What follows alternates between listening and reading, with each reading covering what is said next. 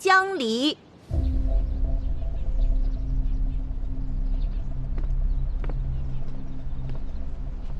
江离排在江若瑶后面，必定吃亏，真是天助我也。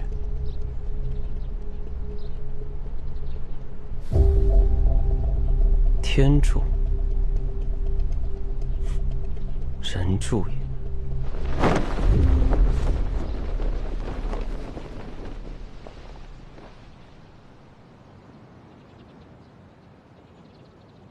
来看看这架琴，喜欢吗？喜欢。爹，这琴很贵重吧？家里还有一把呢，这把退掉吧。你父亲省下来那些闲钱呢，本来是想去买酒的，但想想啊，还是买架琴给女儿比较好。你看啊，你那架琴修修补补也好几年了，也该换个新的了。不行，爹，这把琴太贵重了。早知道习琴这么费钱，我当初就不学了。哈里，别这样说啊！你本身就喜欢琴，再说了，精通一门技艺，也许哪天你用得上的话，可能会给你带来机遇呢。啊！怎么还不开始？他是怎么了？还不开始？该不会是不知道怎么用琴吧？哎呀，这倒也正常。追女堂又没有学琴的地方，人家弹的确实。怎么了呀？别着急。开始呀，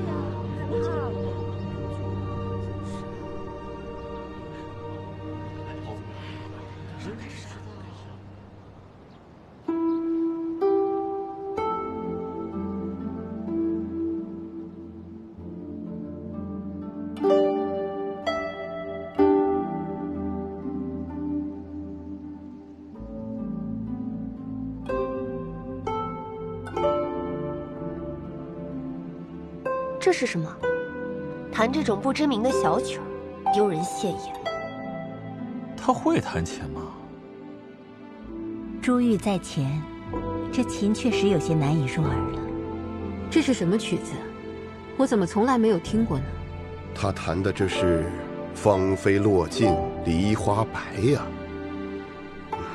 过去我游历四方时，曾听过这个乐曲，只是个不入流的民间小调。因曲风哀婉，让人印象颇深。不过这个怎么能跟燕落平沙相比呢？呵呵，简直就是云泥之别呀！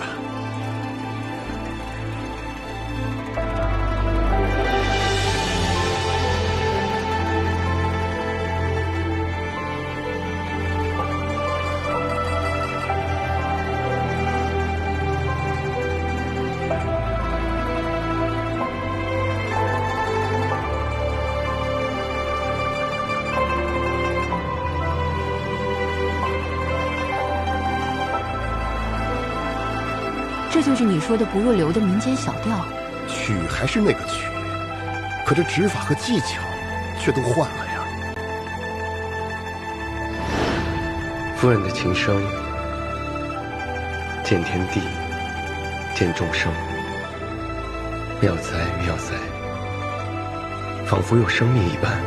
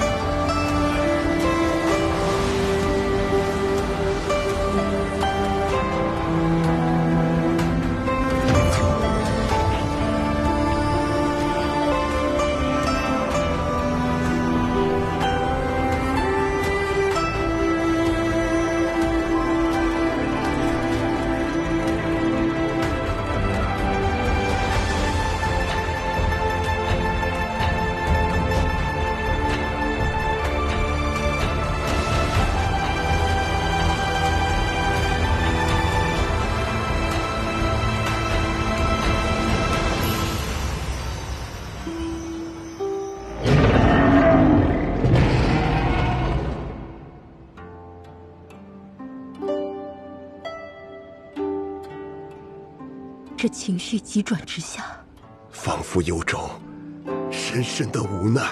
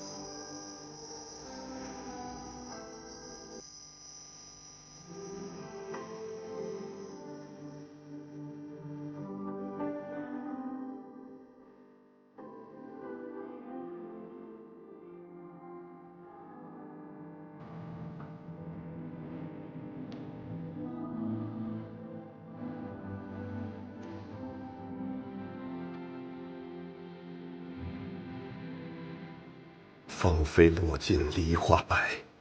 这首民间小调写的是女子对命运的控诉，凄楚而哀怨。一个少女，怎能将这曲子弹得如此通透？仿佛有种极大的冤屈。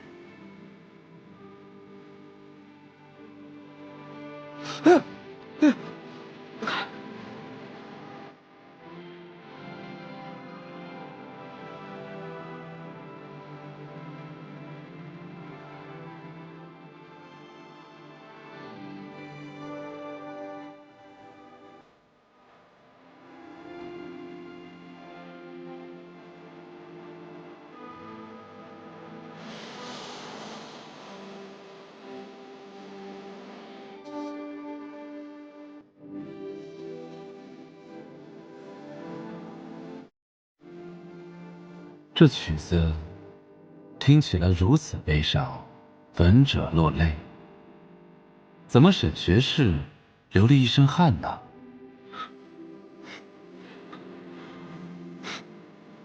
乐曲演绎的扣人心弦，令人动容。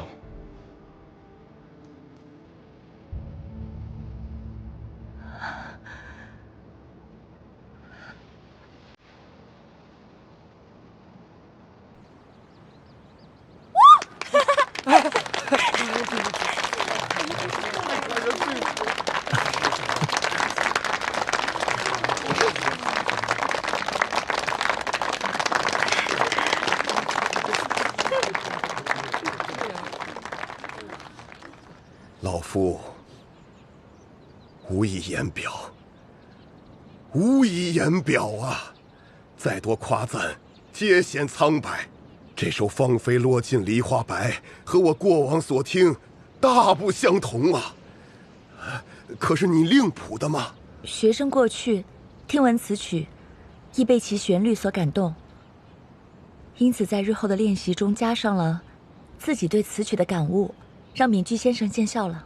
哎，小小年纪，不仅会弹，还会谱曲，当真是后生可畏呀！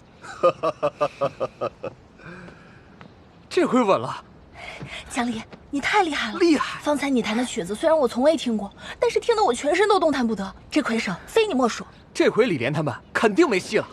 说是他们把赌注压在江若瑶身上了。什么？我方才一直在观察，李莲他们根本不关注自己队的人，反倒是对江若瑶诸多关注。我想李莲他们应该也知道，只有江离赢过江若瑶，我们的积分才会超过他们。为了不让我们得到第一，他们宁愿帮助江若瑶。你觉得他们笼络了谁？棉居是位乐痴，想笼络他并无可能。青红仙子又是江若瑶的老师，自然会偏颇。就剩那3位了。江离这曲《芳菲落尽梨花白》，无论技法、意境，还是情感，都值得第一。诸位也是这么想的吧？江离虽然情绪饱满，但芳菲落尽梨花白，未免哀怨太重，旁人恐无法感同身受，倒不如燕落平沙来的干净透彻。这琴心如人心，我觉得后者更有辽阔宽广之意。好家伙，我倒是今日才知晓，原来琴心也分高下。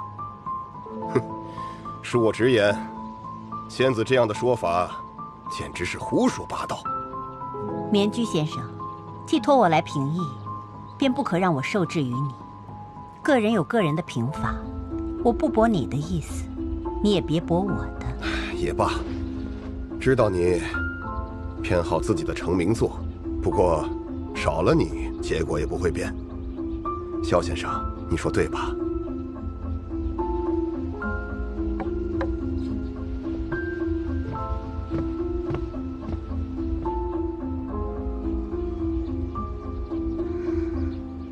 我把票投给江若瑶。什么？是老夫耳朵聋了，还是萧先生也跟着犯傻呀？这江离和江若瑶都是你学生，你是不是收人钱了？棉居先生慎言，我明义堂传授琴艺，讲求技法，是让学生能够更丰富地演奏作品。江离的琴确实情感丰沛，只是技法上落了下乘。相比之下，江若瑶的琴技成熟稳定，明显是长期勤学苦练的结果。我明义堂更鼓励学生扎实地精进一门技艺，所以我投给江若瑶。萧先生所言倒是解了我多年的困惑。我说这明义堂这么多年，为何只出庸才，却出不了大师？你苏国公，你投给谁呢？我不是琴师，我是听琴之人，品评不得技法，只谈一二感想。琴痴、情痴，一字之差。江离的琴音里恰好都有。此曲数以爱情之人遭受背叛，下场惨烈。我悯此女的哀情，更敬她的刚烈。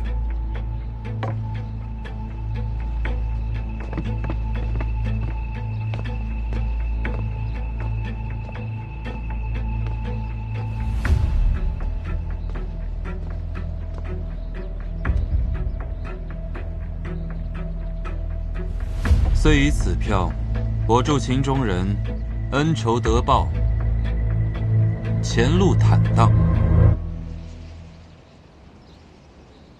好，不愧是肃国公，总算是有个正常人了。沈学士，现在他俩的输赢交给你了。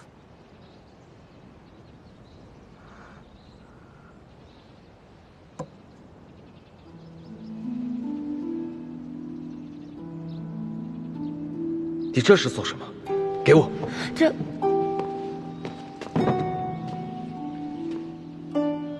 你已经为我做的够多了，连陪你嫁过来的情我都保不住。我沈玉荣还要和颜面见人，这科举我不考了。这琴卖了，还能再赎回来。我是女子，琴与我不过是消遣。你有经世之才，不能折在这五斗米之上。科举是你实现抱负的必经之路，夫君，你可不能犯傻。可你根本没有必要为我做到这一步，我实在有负岳父对我的嘱托。待夫君高中，再赠我好琴。你先去读书，我去就会。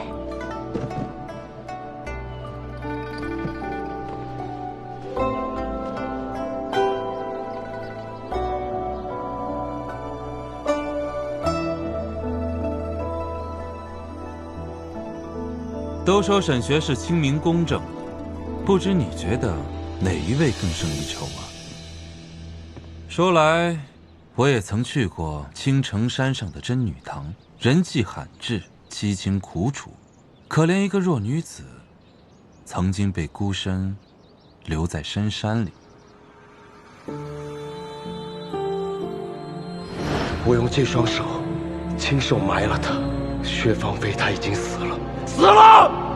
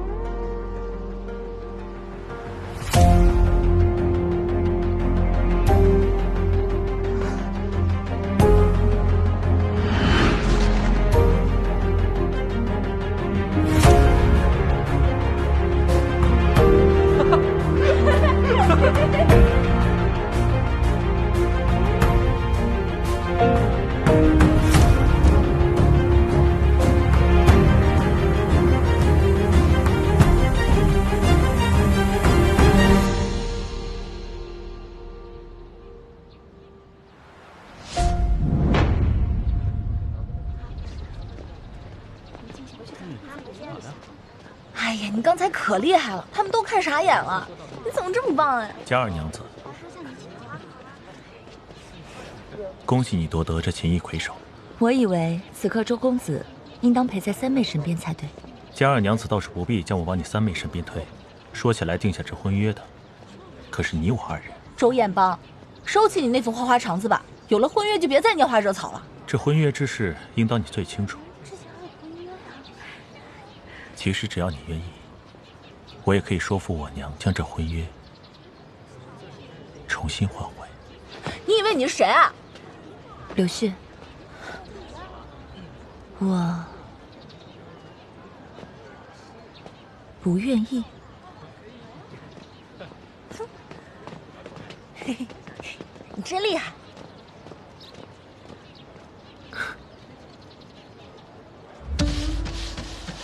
快来！救我出来了！救我出来了！东宝出来了！快看！救命！救命！张离那对，我的血汗钱呐，血汗钱啊！是不是不识字？说什么梦话？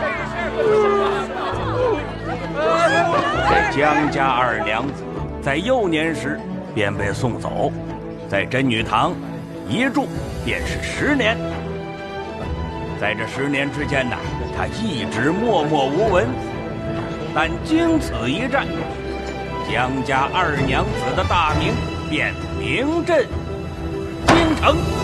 真是天大的好事啊！恭喜江相国！江相国教女有方，实在是令我等羡慕啊！是啊，令我等羡慕。李相国，胜败乃兵家常事，你我都心知肚明。赌约那不过是小孩子们的把戏。李莲是你的嫡次子，出家之事，我看就算了吧。江元柏，休陷我儿于无心之地。那就出哪家寺庙？到时候别忘了到我家里传个话，内子也供养僧佛，到时候好去上香。上香之前，可别忘了回家看好江相国的2位千金，可别打起来了。诸位等着看热闹吧，2个女人在打架，多好看呐！李相国，哪家寺庙啊？到时候受戒了，别忘了告诉我一声哦。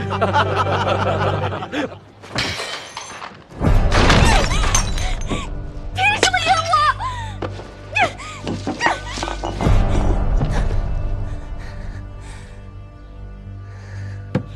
三娘子，娘子啊，娘子，你开开门吧！三娘子，怎么回事？这么大动静，宅中上下都知道了。输了比试不要紧，可不能输了人品。这三娘子把自己关在屋里头，老奴是怎么劝也劝不动啊。这输了比试倒也尚可，可这四处都有传闻，说是周公子啊要和咱们家娘子解除婚约呢。下去，快！是。哪里来的话？这外面的闺女圈子都传遍了，说是秦晋之后，周公子主动找的江离，要跟他改订婚约呢。荒唐！婚约岂能说改就改？你也不说说他，成日里没半分稳重，因为外头一些没根的胡话，回到家里就闹成这样，成何体统？学了这么多年的琴，还能输给真女堂的野丫头？不对啊，他在真女堂这么多年，练字就算了，那些真女怎么可能让他练琴？还练得一手好琴，确实蹊跷。打听一下，当初被抓走的那个真女堂堂主，如今被关在哪？这是要打听江离跟谁学的琴吗？自他回来，我一直都觉得不太对劲。或许他根本就不是江离。哎，放这儿，你放那边，那个高的，对啊，轻点儿，轻点儿，那花金贵，你过来，放这儿。爹，我赢了。没想到经过梨儿的指点，你进步挺大呀。什么叫经过他的指点啊？明明是我天赋过人呐。你说的没错，明明就是你天赋异禀。二叔母，梨儿送这么多花呀？是啊，这花开得正艳，最适合你这儿。梨儿，二叔，来喝啥？这个我最喜欢。哎呀，就知道吃。梨儿，你带着我家瑞儿成长，让我很是欣慰。我做梦都没有想到，这个不长进的还能进宫受礼。我的好侄女儿，我真的不知道该怎么感谢你了。对呀，梨儿，这个事儿啊，真是多亏了你了。都是一家人，你们这么说，我怎么敢当啊？你们3个，非要这么虚伪吗？江景瑞，干嘛？哎呀！夫人，怎么了娘？夫人你怎么了？你老幺怎么了？你的老幺，你的老幺！夫人你快过来，我给你按一按。别动！哎呀，夫人呐！头儿，走，快，我看看是在哪儿啊？在哪儿？底下。怎么了？我听说了，周彦邦要找你换婚约呢。周彦邦啊，自小被宠坏了，做起事来想一出是一出，毫不顾忌，不用当回事。宁远侯都把他关禁闭了，他们家这几天四处做法，要把这事儿给压下去呢。是吗？不过嘛，这也是因果报应。谁让当初你刚去真女堂没几天，大伯母就着急忙慌的，让江若瑶代替你的位置啊？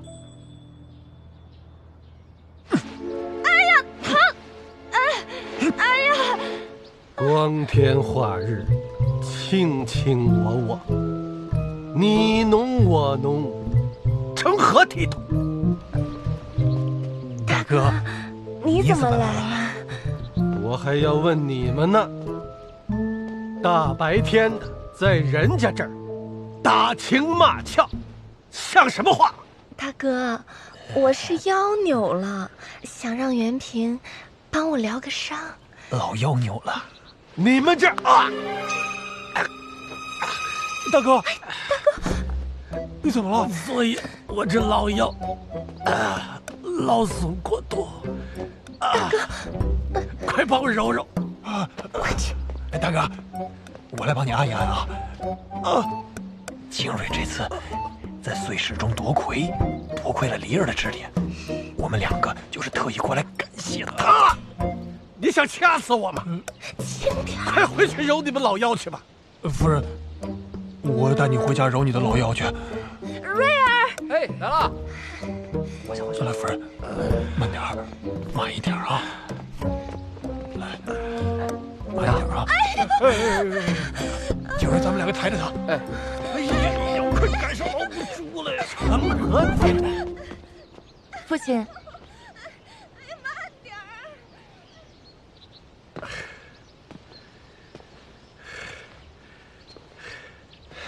为父这几日公务繁忙，听圣上盛赞，才知道你在岁事中一举夺魁，尚不及为你举宴庆贺。想起你在明义堂的学业，是为父疏忽了。父亲不必自责。灵儿在真女堂10年，习惯了，想来明义堂的生活，也不应该打扰父亲。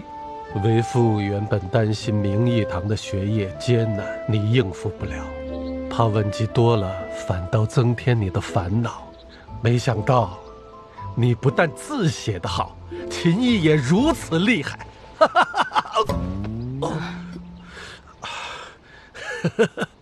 为父真是欣慰啊！真女堂有位姐姐，是学琴的，我跟着她学了些罢了。她走之前留下了琴和曲谱给梨儿，让梨儿多加练习，因为练琴耽误了几次打扫，还被长侍的责骂了好几次呢。梨儿受苦了。父女之间不必遮遮掩掩，我心坦荡，若父亲有何问题，直言便是。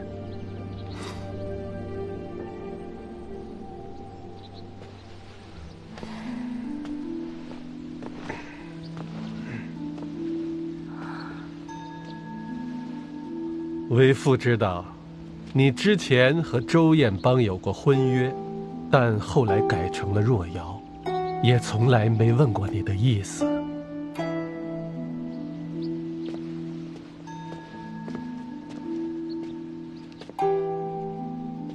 父亲多虑了，梨儿从未喜欢过周彦邦，从前没有，现在没有，将来亦不会有。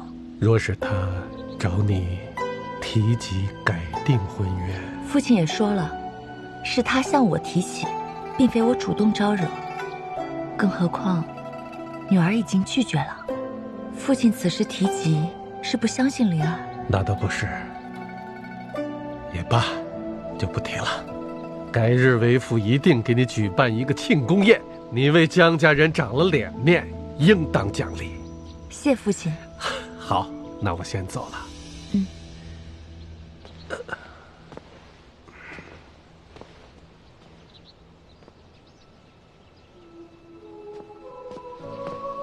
姐姐，强，还是只有自己靠得住。若不是这次碎事为自己博得了些名声，此事不仅接不过，还会成为我的过错。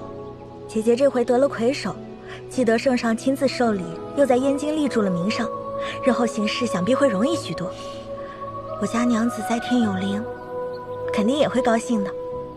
居安思危，思则有备，远不是可以安心的时候。恐怕真正的危险正在前面。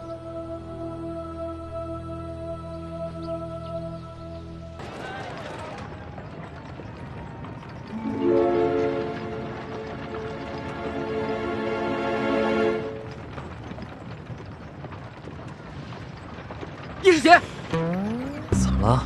你一直这样盯着江离干嘛呀？哦，我知道了，你肯定是看上他。这身柔似雨、软如烟的衣服，我没有啊！你没有什么？你没有？你瞧，你这小黑脸蛋的，快红成小红脸蛋的了你！你肯定是想用这身柔似雨、软如烟的布料，给自己做一身柔似雨、软如烟的衣服。我不是，我只是有一点点紧张。哎呀，行了，我都懂。第一次进宫，难免紧张。哎呀，我还以为只有我一个人紧张到睡不着觉。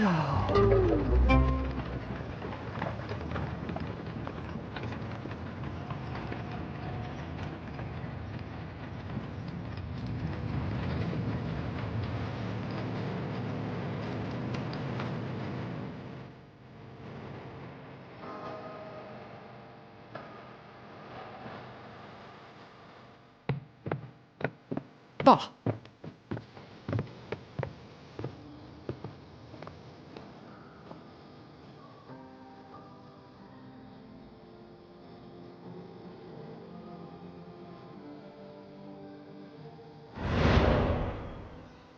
阿离，我去了。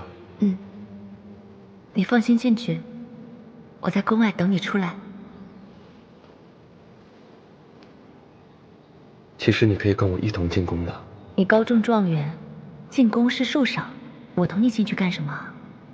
我今日死皮赖脸要送你出来，娘就已经很不高兴了。你可是状元夫人，你不跟着我，还有谁能跟着我？知道，只是我不懂宫里的规矩，若是有失礼之处，岂不是害了你？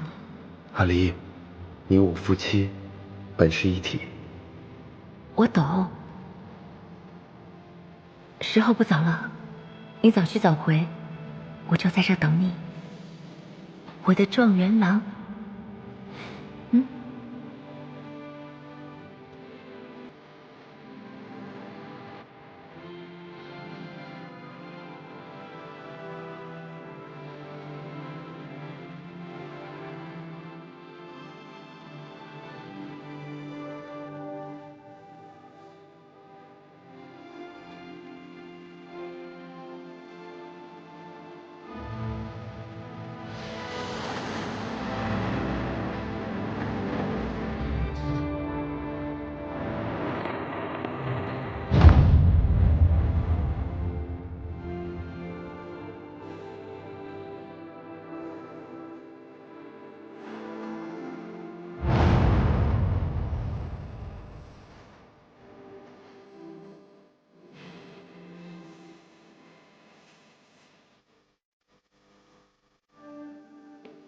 阿离，你来啦！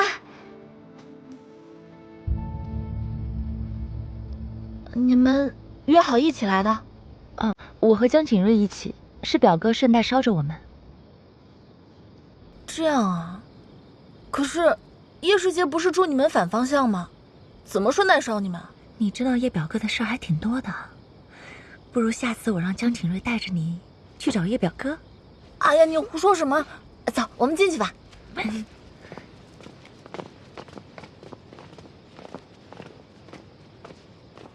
说这圣上，江三娘子来了啊？那必定不是俗物。若瑶，今日这身真好看。还以为周公子只对秦义魁首上心，没料到还关注我穿什么。瞧你这话说的，我自然一直很关注你。那我先入席了。三姐，我们先入席吧，一会儿该惹周公子不高兴了。他不高兴又如何？你算什么东西？我跟他之间有你说话的份吗？云儿，你怎么了？最近几天怎么都魂不守舍的？没什么。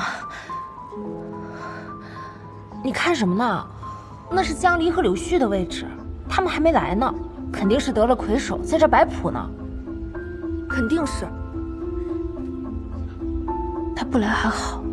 你说什么？没什么。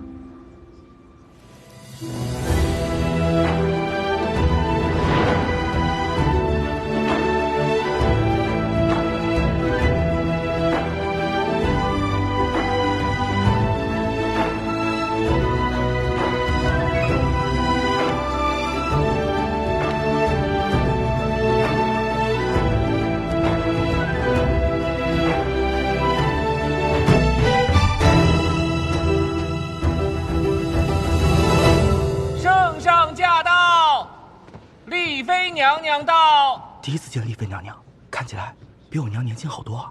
可不是嘛，她以前可是先皇的妃子，要不然你以为圣上又怎么会不顾众议，也要把她纳为丽妃呢？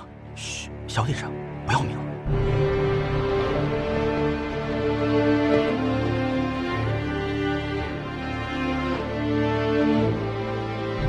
恭迎陛下，丽妃娘娘。平身。谢陛下。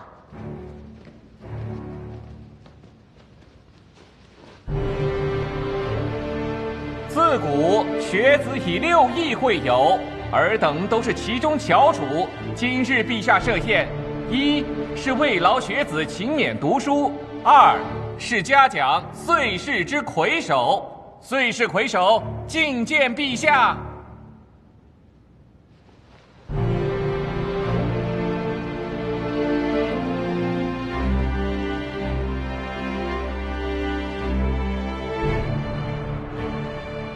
你就是叶世杰，回陛下，正是草民。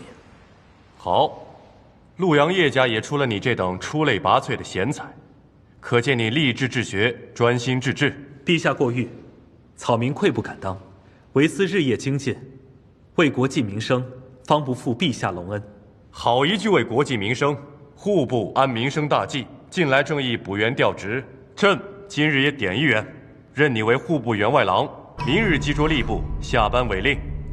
臣领旨，谢陛下隆恩。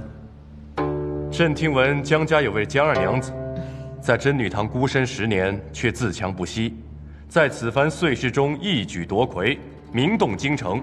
那个人便是你吧？臣女江离见过陛下。文采精华，宠辱不惊。听闻你曾在真女堂10年，朕非常好奇。你是怎么做到的？真女堂虽在山野，却令臣女怡心养性。山中多隐士高人，只是凡俗之人，因心为世间尘埃所蒙蔽，故而不能看到。恰巧臣女年幼离家，清冷孤僻，却心无旁骛，心思单纯，才方且入了高人之眼，学了些皮毛罢了。身在如此荒败之地，非但不沉沦，反而日夜不忘精益修身。难得，来人，赐宝。你们4位都是栋梁之才，朕自当赏赐。这些珠宝玉器一并赠予你们。陛下，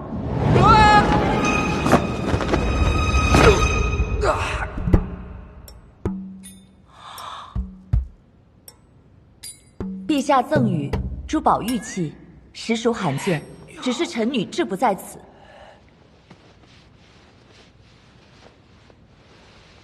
斗胆请陛下换一物。倒是头一次有人拒绝朕的赏赐啊！臣女不敢拒绝，只是臣女不懂品鉴。陛下赠珠宝玉器与臣女，难免蒙尘，所以臣女才斗胆进言。那你要什么？臣女痴迷学问，曾阅过沈学士一篇《尧议论》，其议论针砭时弊，文采斐然，在文人中也广为流传。臣女不才，对沈学士的文采十分仰慕，只是男女有别，不敢贸然求教。今日求陛下口谕，让沈学士日后指导臣女学问，臣女得一恩师，日后定更思进意。这江二娘子真是大胆，莫不是看上沈学士了吧？你还别说，两人还挺般配的。别胡说。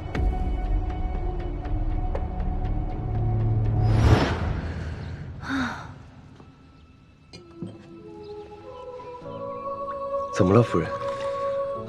今日我赶集去买菜，平日里风雨无阻都会出摊的卖菜师傅没来，我一问才知，那个师傅家中人丁稀落，他唯一的儿子去服了兵役，因此师傅虽年事已高，仍不得已去服徭役，他最后活活被累死了。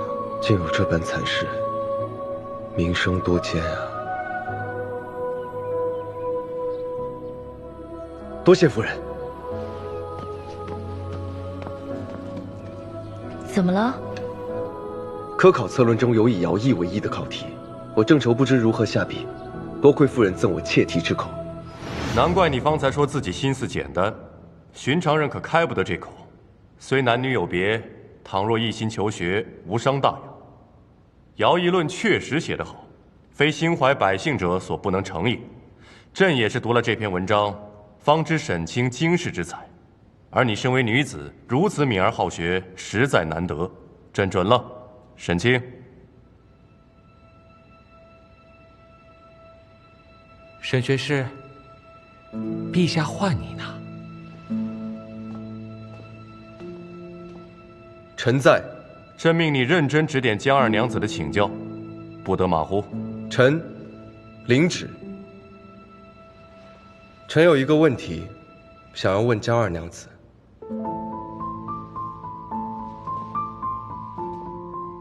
沈学士，请问。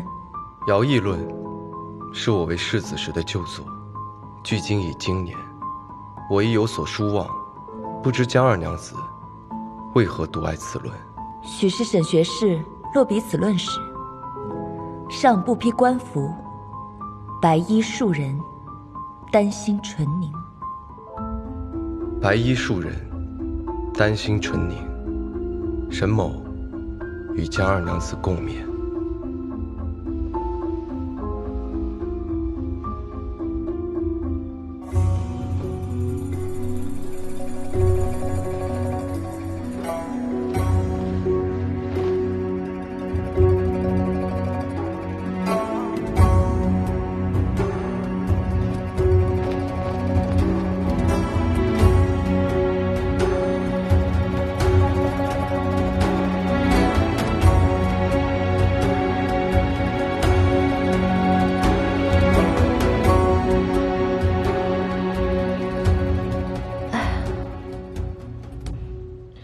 怎么了？啊，没什么。陛下今日开怀，臣妾也多喝了几杯，只是臣妾不胜酒力，此时竟有些头晕了。没事儿，陛下不用顾及我。朕陪你回去休息吧。圣上起驾！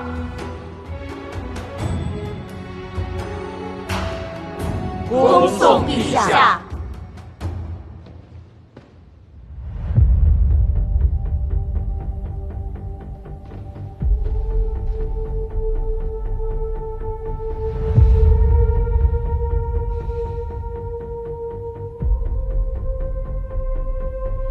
沈学士，沈学士，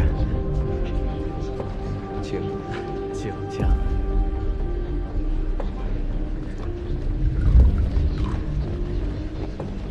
沈学士，方才小女甚是失礼，罔顾沈学士还在为亡妻守孝，还贸然提出请教，请沈学士见谅。无碍，你已赠予我2句很好的判词。判词一词不甚吉利，仿佛是在对沈学士盖棺定论。亡妻已故，我这一生早已盖棺定论。沈学士在想念你的亡妻。从前琴瑟在御，如今镜花水月，想来如何不伤感？长公主驾到！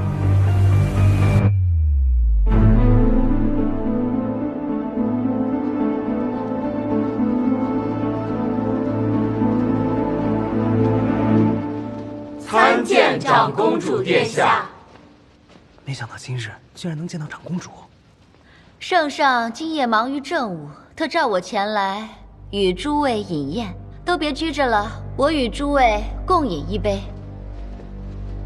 传闻这位长公主可不好惹，我们可得小心点。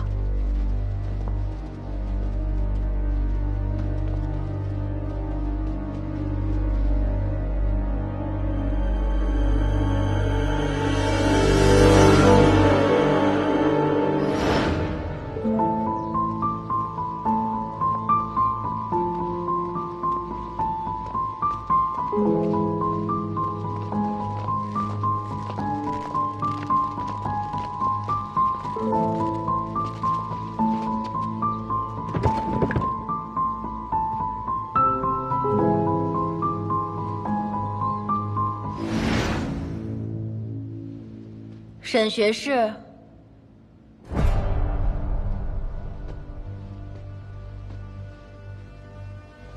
请殿下安。你刚才是在和娘子家喝酒吗？回殿下，是岁氏的学子在向臣敬酒。学子呀，我在来的路上就听说，有位好学的娘子想拜沈学士为师，不知道是哪位娘子，这么有眼光啊！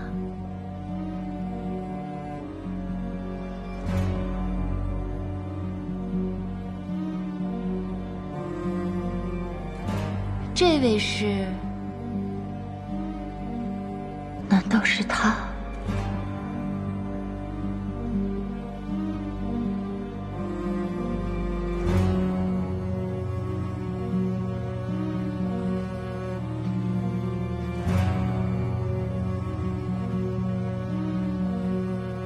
回殿下，臣女是江相国的女儿，江离。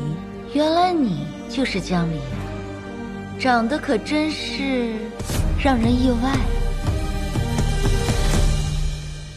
奏乐吧，沈学士，你也教教我，什么是琴瑟在御，什么又是镜花水月？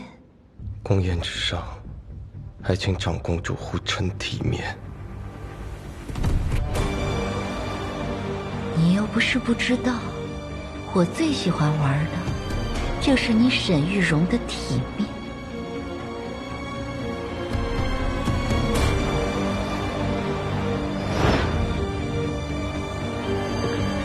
你是专门在这等我的吗？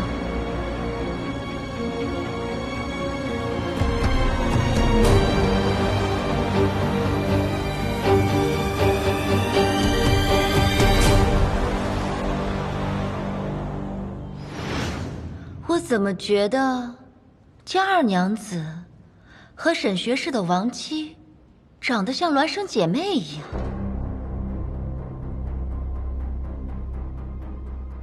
臣女从未见过沈夫人，不知殿下何出此言。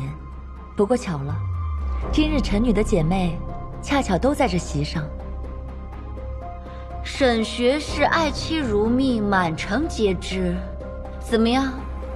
你觉得他像吗？世上相似之人不少，沈某不敢冒犯。我早就听说，今次岁时中有位敢跟李家公子打赌的奇女子，今日一见，果然非同寻常。正好，酒也喝过了，咱们来余兴一把。我也替圣上好好验一验。看你这魁首，是真货还是假货？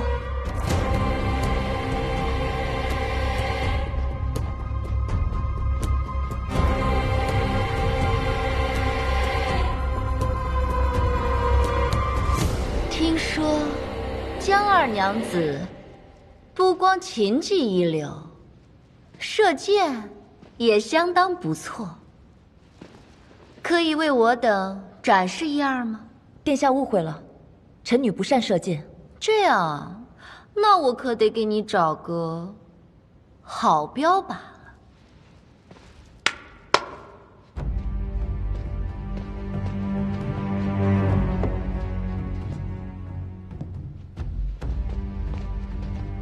死的东西有什么意思啊？都是前人看够了的，挑个活的玩玩吧。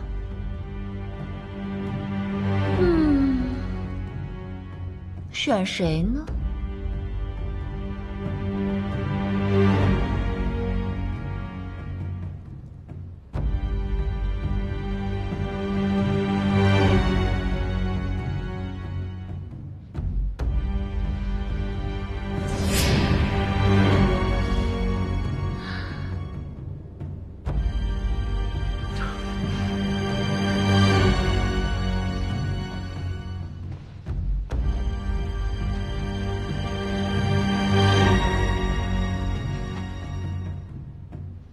殿下，臣请为江二娘子作罢。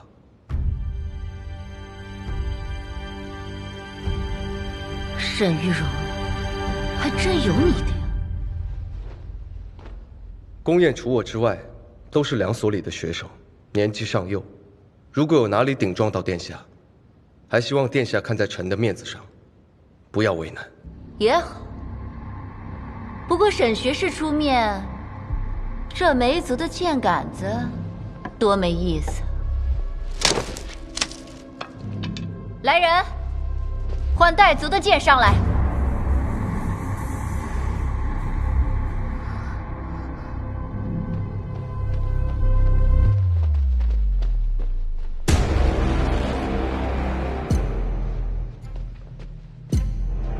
沈学士，把它举起来。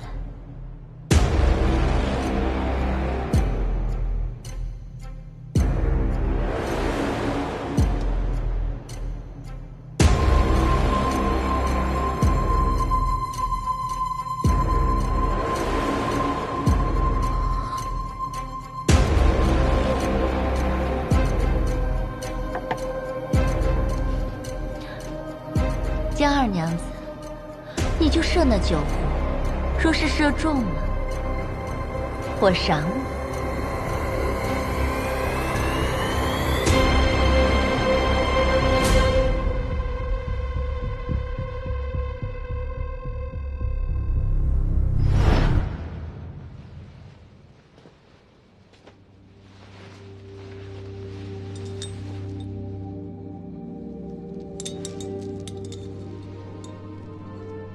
这是何物啊？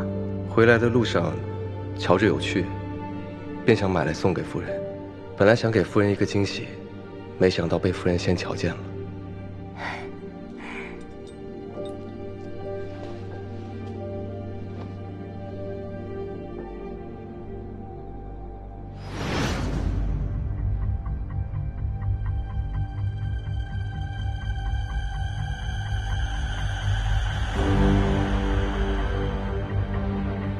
禀长公主殿下，以活人托物为靶，清醒时尚可，而今日宴会上，江二娘子一饮数杯，只怕……我说话有你插嘴的份儿。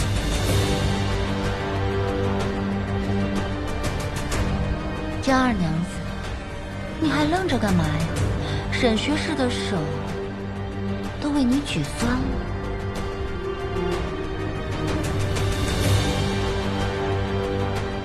若是我失手了呢？殿上余幸，我长公主殿下一笑。江二娘子，不必理会我的生死。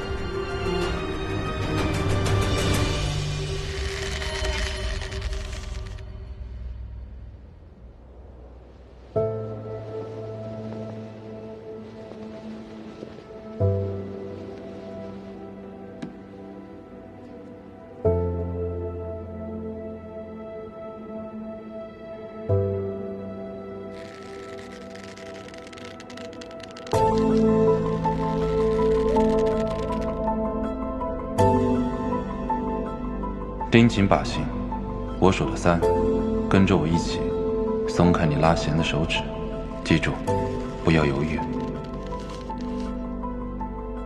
安离，毕业。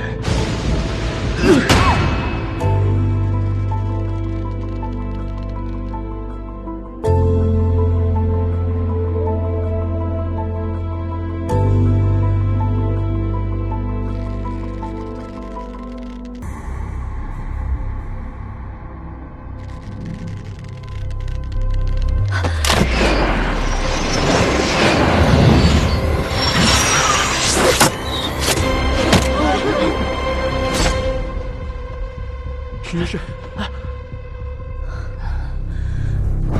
没想到长公主这里玩的这么刺激啊！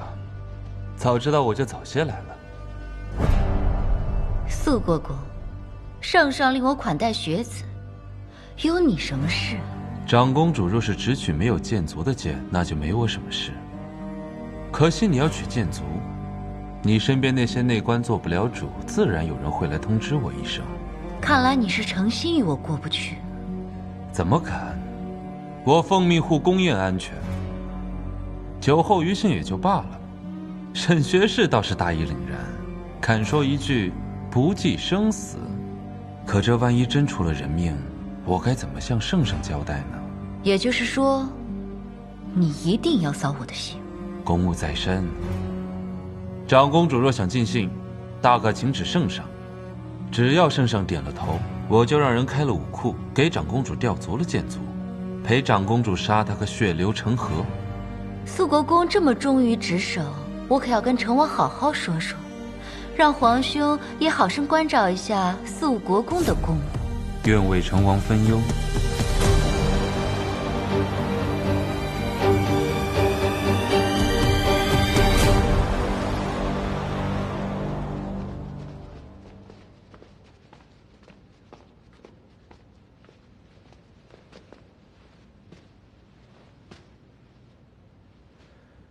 多谢苏国公。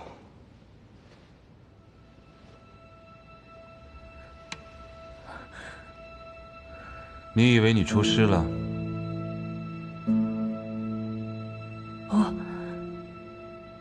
对不起。圣上让诸位开怀尽兴。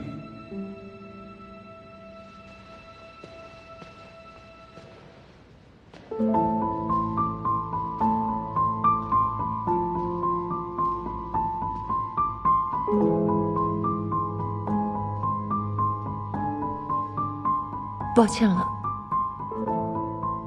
沈学士。无碍。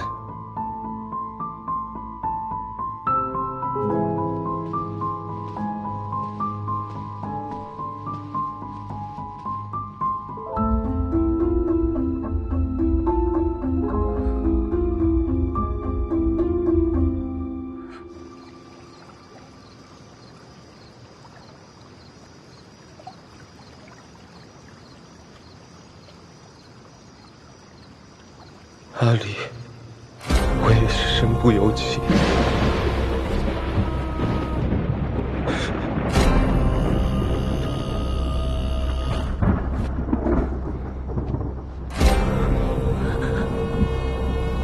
杀了他。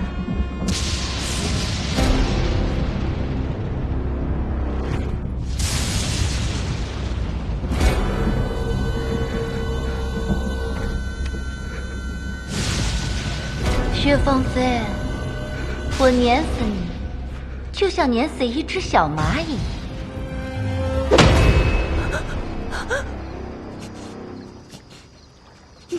江离，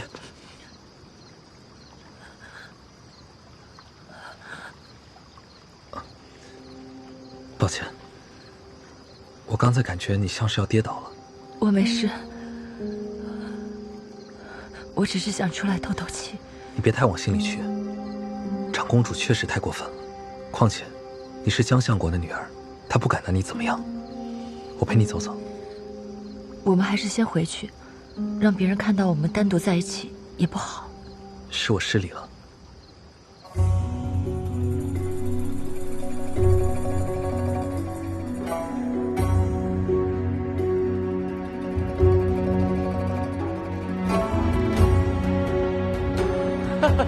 叶兄，刚才去哪儿了？来来来，喝酒，来喝酒，喝酒！哎，快来吧！来呀！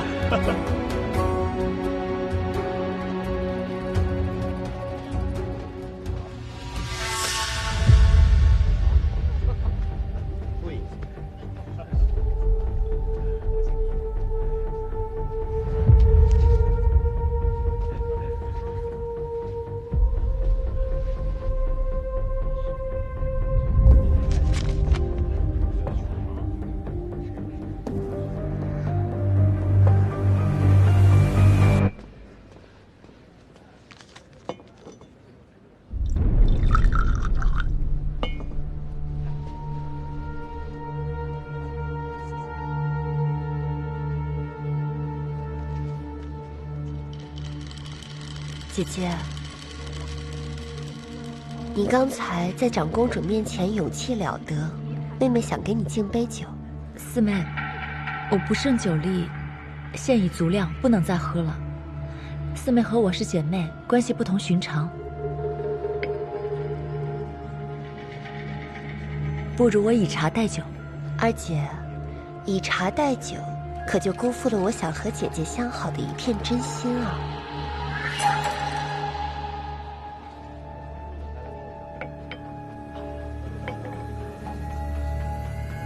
既然如此，那我就恭敬不如从命了。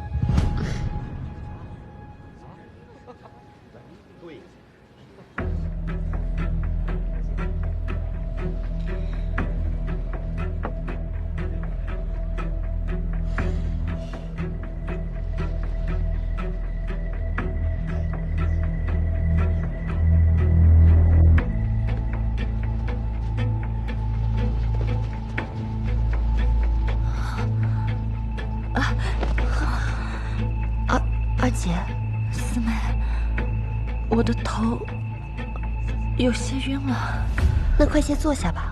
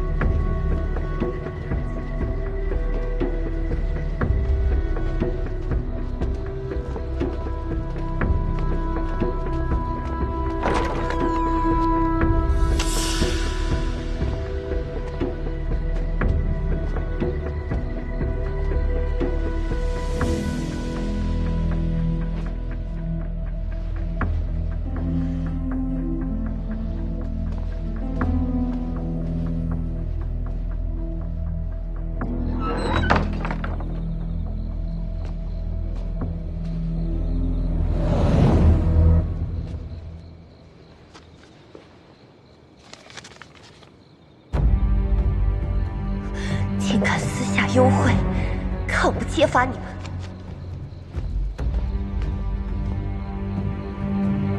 一张纸条又能说明什么？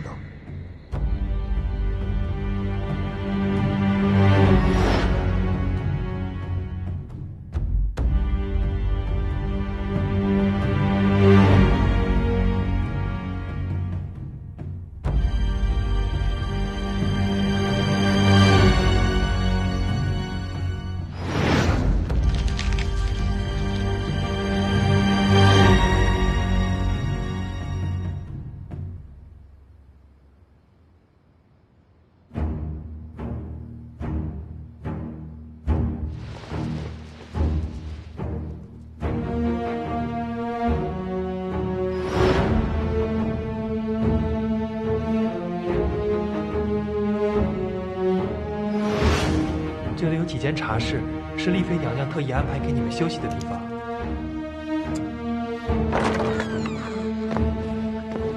叶员外，你先在这里休息片刻，奴才去添点茶点来。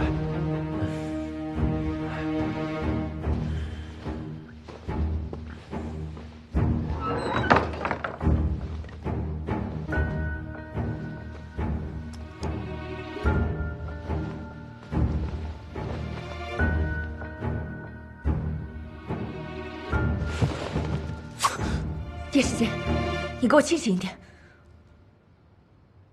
你没喝醉？我叶家是生意场上的人，囫囵酒自然没少喝。今日那些来敬酒恭贺的人，有人是来敬酒，有人分明是想浑水摸鱼。我酒量并不差，加上今天喝的不多，只是装醉想看看对方什么意图，然后就被带到了这里。那你方才……我只是看你昏睡着，想把你叫醒而已。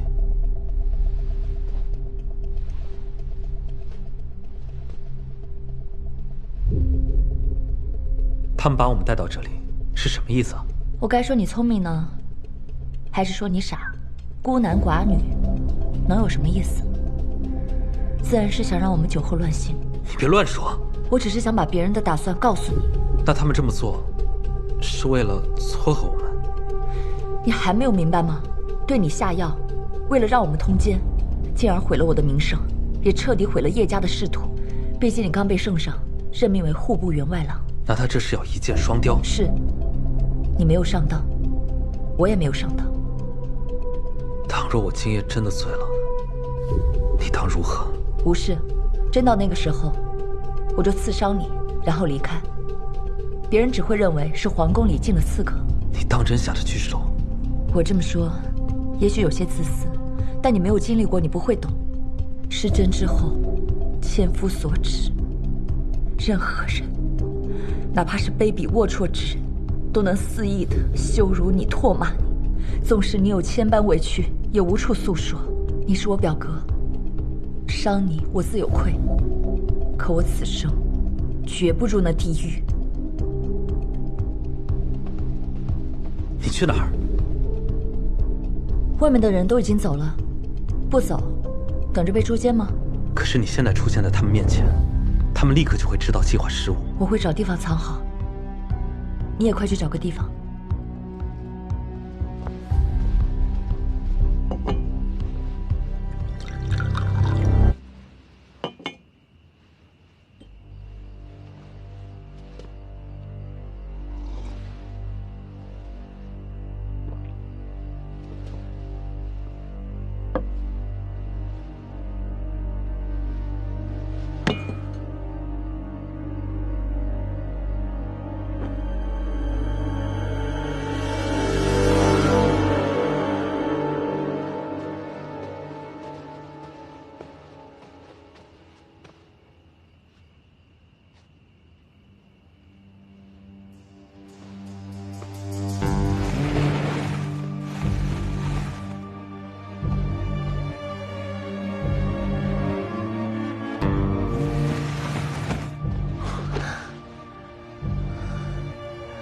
我还以为你不会来了，没想到你心里果然有我。丽儿，我是真的想娶你。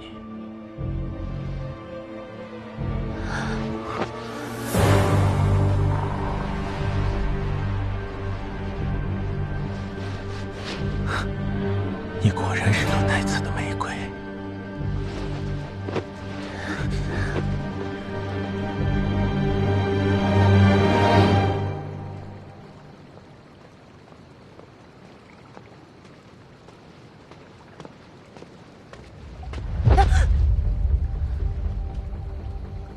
肃国公，你怎么在这儿？我不在这里，难不成跟着你去看你们孤男寡女酒后乱性？你又监视我？我奉旨护卫宫城，你们脚底下踩在哪块砖上，我都知道。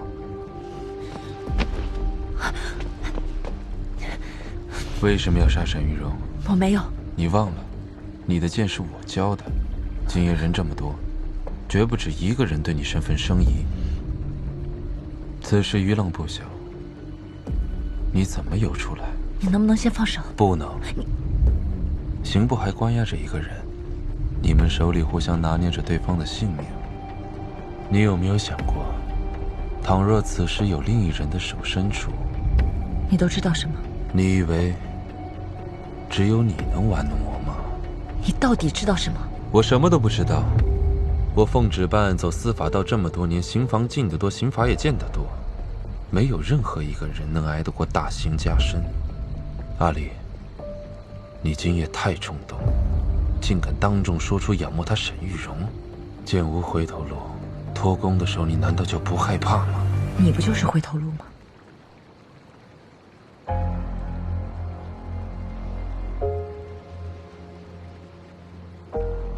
我的路是那么好走的吗？我需要付出什么代价？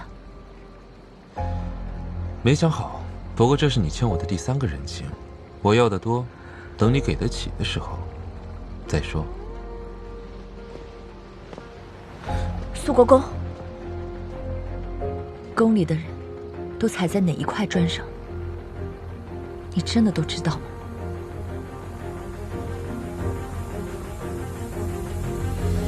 你想知道什么？我想知道沈玉容和长公主踩在哪一块砖上。你都已经猜出来了，还问我干什么？你不是问我今晚为何如此冲动吗？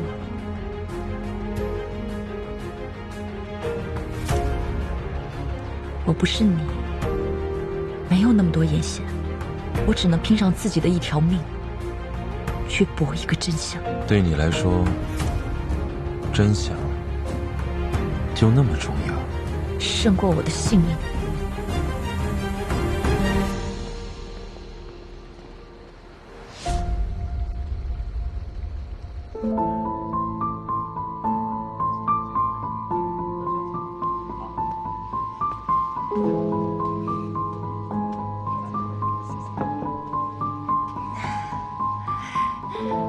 姐妹们，我们已经吃席很久了，不如出去走走，赏赏月。好呀，好呀，好呀，好呀，好呀！甚好，那我们现在就去吧。走，走。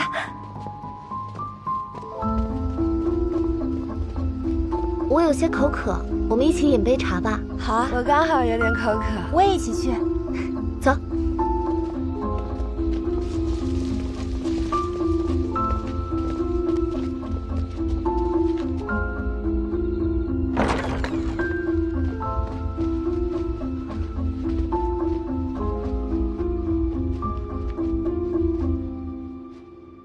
人呢？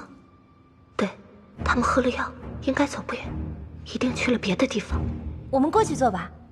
这茶桌太小了，我们人多有点憋屈，不如再走走，去其他茶室看看。嗯，好。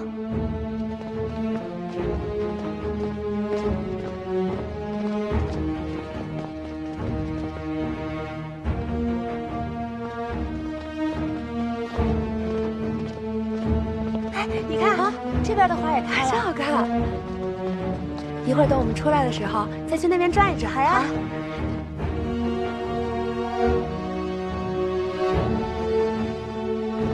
我们进去看看。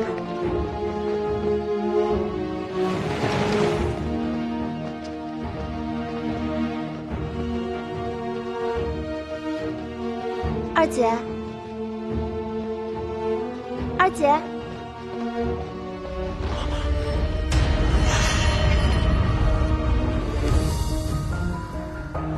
天哪，这不是江若瑶的未婚夫吗？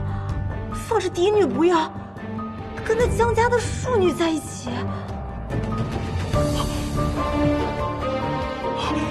怎么会是你？若瑶，方才我喝多了。三姐，我也喝多了。你给我起开！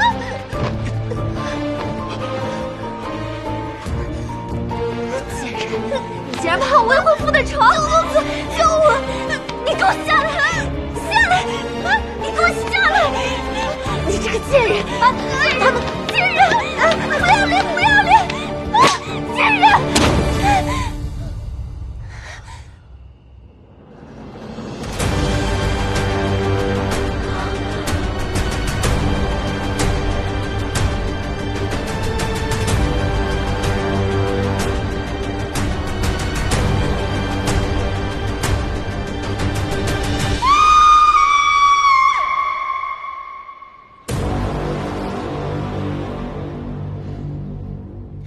疼。好了好了，马上就好啊。你说你晚上擦，早上擦，中午擦，擦，你除了擦药，你还有别的事儿干吗？大事儿做不了主，小事儿又遭人排挤，我们在这家里是受了多少的委屈？你看女儿的脸都毁成这样，你是一家之主，你只会擦药吗？我们活该被人欺负，贞洁没了，脸也毁了，我们就应该忍气吞声。说是狗被咬了，也得汪汪叫两声吧。够了，都出去。女儿啊，我们的命真的好苦啊！娘，我不苦，我要嫁给周公子。你说什么胡话呢？这周公子是你三姐的未婚夫，你看看你父亲这个身份，这事儿能轮得到咱们吗？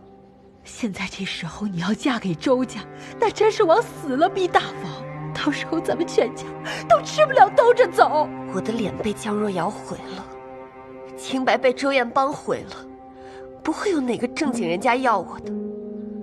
难道我还能在家待一辈子？还是爹要把我送到真女堂？你说什么混账话！事到如今，爹娘却还是只知道一味的责骂我。你们眼看着江若瑶是大房的女儿，叫我处处矮她一头，任她羞辱作践。我猫只要活到现在，眼看那江离都相过三品之家。你们为我筹谋过哪一出？如今看我先了他江若瑶一步，压了他一头，大房还没闹僵过来，父亲先来践踏我，我为什么不可以嫁给周公子？女儿啊，你这是自甘堕落，你不但断送了你自己，还毁了我一门的脸面，你怎么能怨父母没给你筹谋呢？不然能怎样？我只是个庶子的女儿，我也想我爹是当朝中书令。你。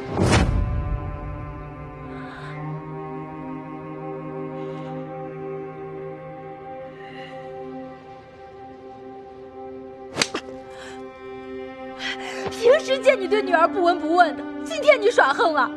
我觉得女儿说的没错，就因为你是个庶子，前后都矮个一头。他大房到底是个什么呀？庶子，我是庶子好了吧？都怨我。你振作点儿，现在还不是哭的时候呢。当务之急，咱们现在得想个办法，把这个难关渡过去。在劫难逃，江若瑶这门婚事算是毁了。你知道大房为了这门亲事，他费了多少心机？我们能好好的在这儿，那是因为人家还没有杀过来。我看未必。你瞪眼干什么？男女的事儿谁能说得清楚啊？是他们侯府的公子对我们女儿用了强，我们还委屈呢。他季舒然凭什么不给我们做主啊？让他江若瑶把我们女儿的脸毁成这样，我还要打到他那儿去呢。哎呦，姑奶奶，你可就消停点吧。就算这次被混过去了，那大哥也不会让若瑶跟玉娥共侍一夫的，大嫂也不会善罢甘休啊。那是以后的事儿了。现在当务之急是不能让咱们的玉娥和江若瑶对立起来，只要他们俩有共同的敌人，这事儿就好办多了。你是说江离？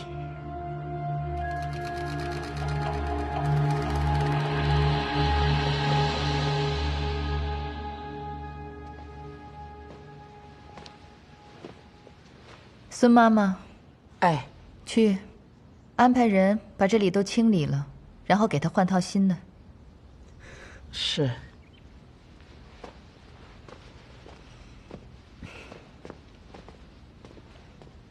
闹够了？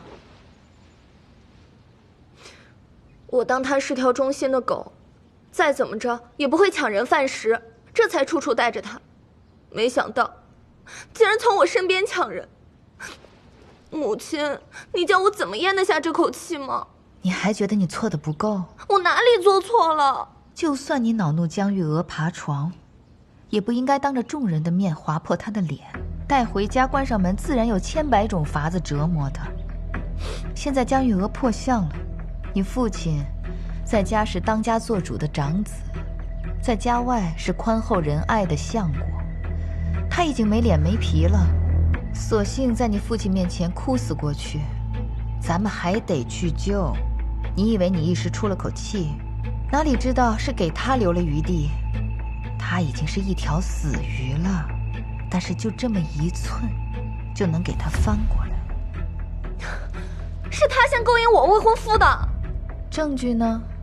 如果是他咬死周艳邦轻薄的他，你怎么说？所以事情变成这样，成了我的错了是吗？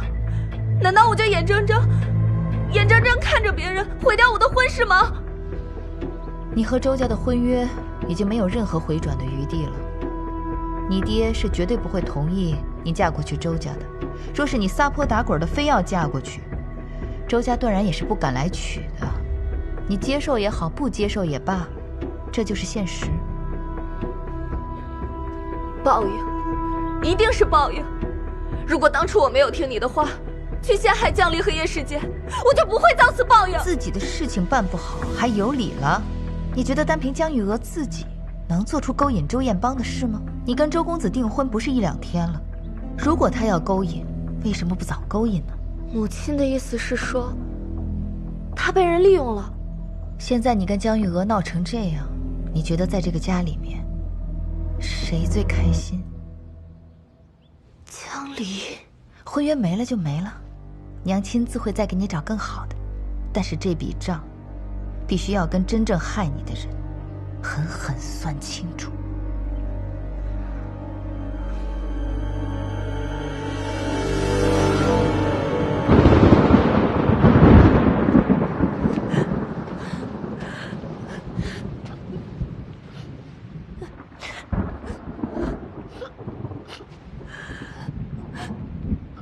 袁白也来了，你们有什么想说的，现在就说吧。大哥，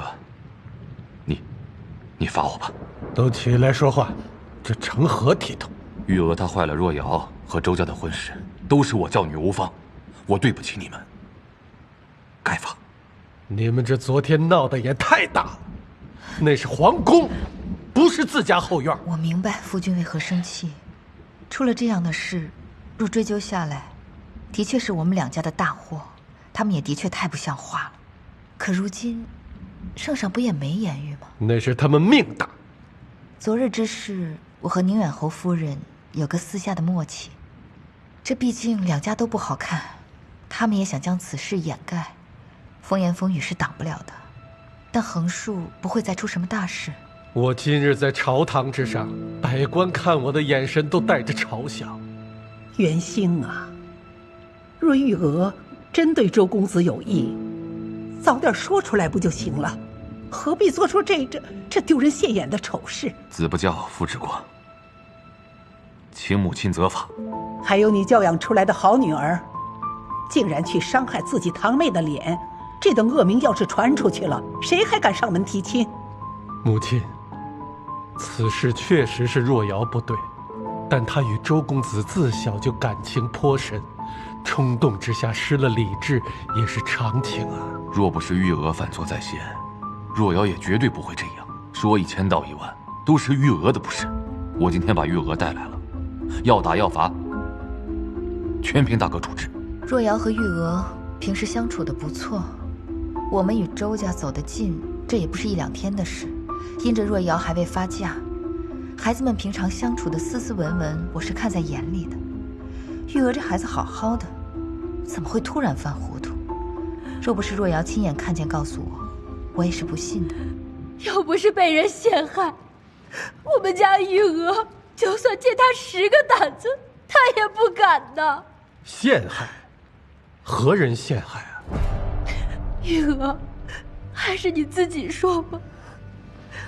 大伯父、伯母，我本不胜酒力，可宫宴那天，二姐一直在灌我的酒，等我喝多了头晕想休息，二姐就搀扶着我，说是带我去茶室休息。印象中，我们走了好久好久。现在想来，怕是到了那偏僻之地，到了屋子门口，二姐就借故离开了。我当时头晕的难受，没有多想，只想休息，便进了屋子。那这周公子也在里头，也喝得醉醺醺的，还把我认成了3姐，然后就……我当时慌得6神无主，尽力挣扎，却可是酒精未过，身子无力，到底抵不过男子蛮力。后来三姐就出现了。这若是偏僻之地，若瑶为何会过去？我不敢妄说。玉娥，你快说呀，玉娥！但说无妨。我是后来听别人说，二姐把我扶到茶室以后，转脸就对三姐说她找不到我了。三姐担心我，这才心急忙慌地找到茶室来，然后就竟有这样的事！怨我，终究是怨我。若我知分寸，就不该在孤宴上将二姐递过来的酒，也不会酿下如此滔天大错。把江若瑶、江离都给我叫过来，两家人当面把事情说清楚，是谁的错，绝不姑息。那日宫宴太过凶险，好在姐姐有防范，最后所查之事也算顺利。出乎意料的顺利。姐姐，只是那个人是长公主，恐怕以后更加难了吧？我本来以为面圣会是我的一次机会，挑破一层帘幕，让他早来见我。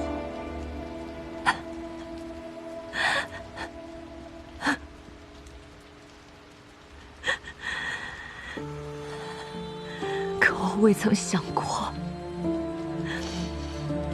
竟是殿下才一声令下，忽然敢不从。姐姐，你不会同情的沈玉容了吧？杀妻本就是一件罪不容诛的事情。同情？他不配。姐姐，那我们日后打算怎么做呀？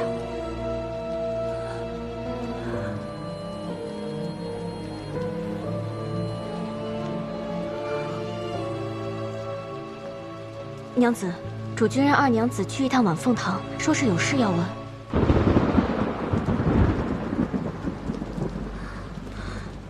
姐姐，这个时候来传话，可不是什么好事儿。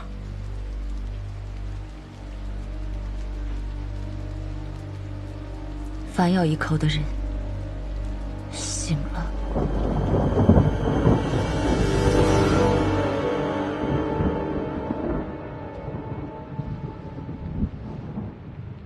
离儿，昨日在宫里到底发生了什么？回父亲，昨日离儿喝多了，不知父亲想问何事？你少装蒜，江玉娥和周彦邦的事情，你说清楚。三妹想问此事。昨日我被四妹灌了很多酒，有些醉了，四妹便扶我去附近的房间休息。周公子和四妹的事，我也是今日醒后才听说的。你胡说！你怎么可能不知道？若不是你暗中搞鬼，四妹怎么可能刚好进入周彦邦那屋？怕是你暗中谋划，故意把四妹引到那儿的。对，我是进去之后才知道周公子在里面的。说来也巧了，四妹扶我进房间休息后，不过片刻，另一个人也在内官的引路下进了我的房间。三妹可知此人是谁？我怎么可能知道？是叶世杰。他也是饮多了酒，想要找地方休息，可不知为何会被人带到我的房间。不过幸好，我们二人虽然酒醉，却也知道男女有别，同在一屋，与理不合，随后便分别出去了。对了，我还听说了一件趣事：三妹推开周公子所在房间的大门时，还未曾见到人，便开口喊了一声“二姐”，此事又是为何呀？你胡说，我没有。当日跟你同行的几个学子可都听到此话了，三妹怎么突然不承认了呢？其实情急之下喊错人是很正常的，三妹不用这么紧张。父亲，我进屋后不过半盏茶的功夫，叶世杰就进来了。随后我们各自分别回席，叶世杰可以证明我没有时间把四妹送到周公子的房间。叶世杰是你表兄，自然是向着你说话，说不定是你们串通一气。我倒是把你忘了，你说是我把你送到了周公子的房间，可他欲对你行不轨的时候，你为何不喊救啊？宫里来来往往那么多人，你若是一直喊救，事情未必会闹到如今的模样。那是因为如果我出了声，被人撞破，怕是会影响三姐和周公子的名声。三妹，感动吗？四妹可是宁可毁了自己的清誉，也要护你和周公子的名声呢。你们两个可真是姐妹情深啊！梨儿，你就别再刺激你妹妹了。出了这种事情，她心里比谁都难受。我也替妹妹难受，可未曾想到这一切的脏水泼到了梨儿身上。女儿为自己辩驳几句，都不行吗？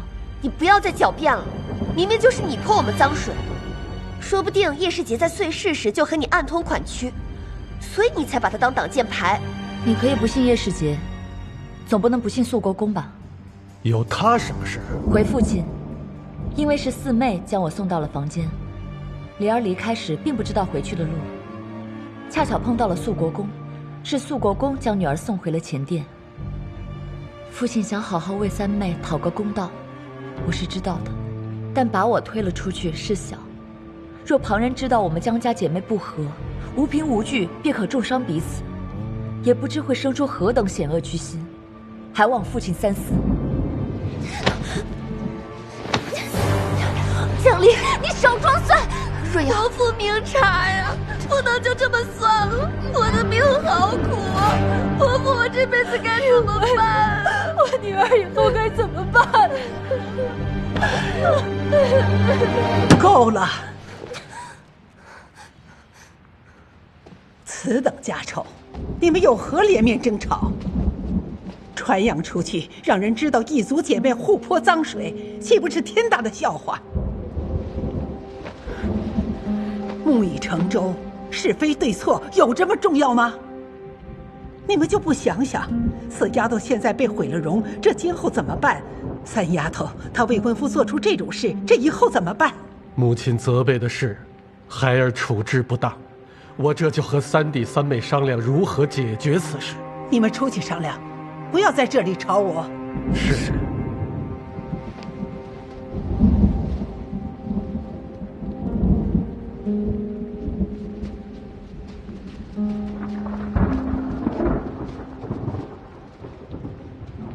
二丫头，你留下来。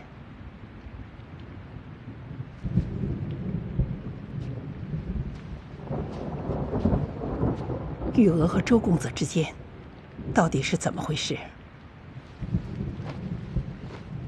祖母最疼爱梨儿，梨儿不会瞒祖母。昨晚，周彦邦给了我一张小纸条，我不予理会，又恐旁人知晓，梨儿便收在了身上。想着宫宴结束了再做处理，直到我听说四妹和周公子的事，才发现梨儿身上的纸条不知何时消失了。还真是不知轻重的丫头。起来，你可知错？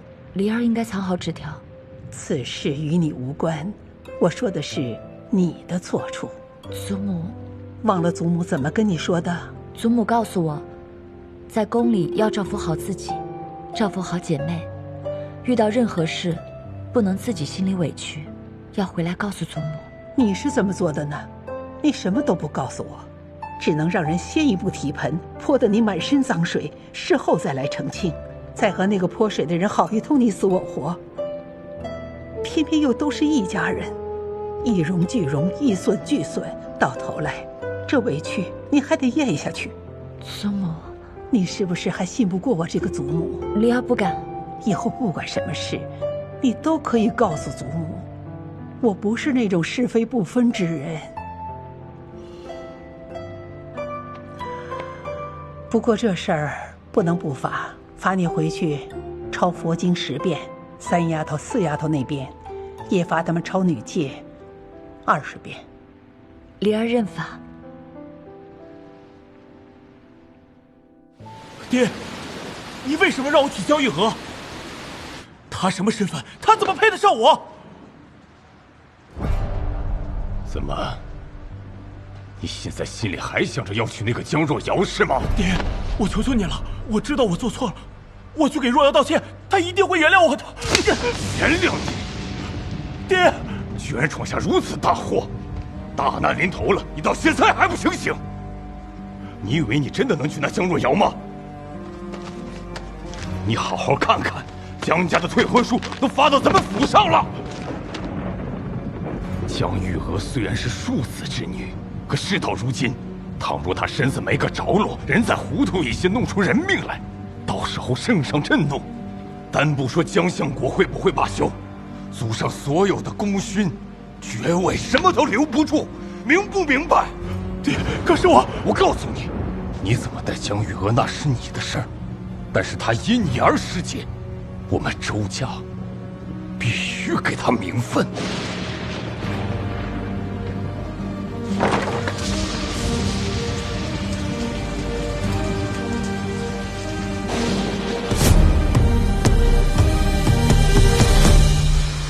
路都给你们铺好了，结果你们偏偏走到岔路上，让别人钻了空子。妹妹教训的是，日后我必定会好好管束若瑶。这江离只要还在江家，以后还是会有办法对付的。若不是我在圣上面前打了圆场，怕是此事没那么容易了结。妹妹辛苦了。最近有动静了吗？我听太医说，再晚几年就不好了。可是父亲让你来问我的。没有，是我自己糊涂的想法罢了。倒也不是什么糊涂的想法，这也不是什么着急的事儿。我现在上了年纪，不比年轻的时候了。听说天相寺的菩萨慈悲，我准备去清修一段日子，调理调理身子，也修修子嗣的福气。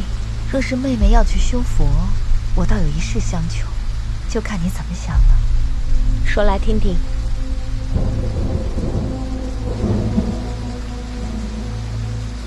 既如此，那么就由我来好好磨磨他的性子。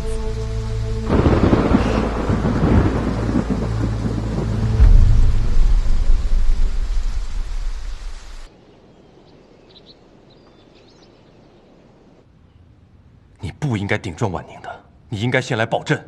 我若再迟一步就晚了。满城尽知的长宫宴，沈玉荣绝不能死伤在那上面。婉宁不会轻易咽下这口气，你别以为她不会动你，她可能早就想动你了。那最好了，我倒想看看，她会以什么方式动我。不排除弄死你。我会小心的。萧恒，若是你没了，朕身边就再无可信之人了。陛下，心腹本来就是用来干脏活的，磕碰难免。但放心，死不了。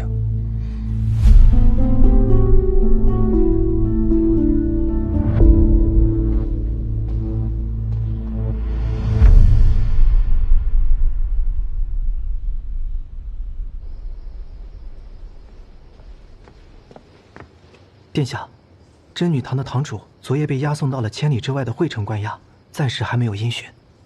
下去吧。是。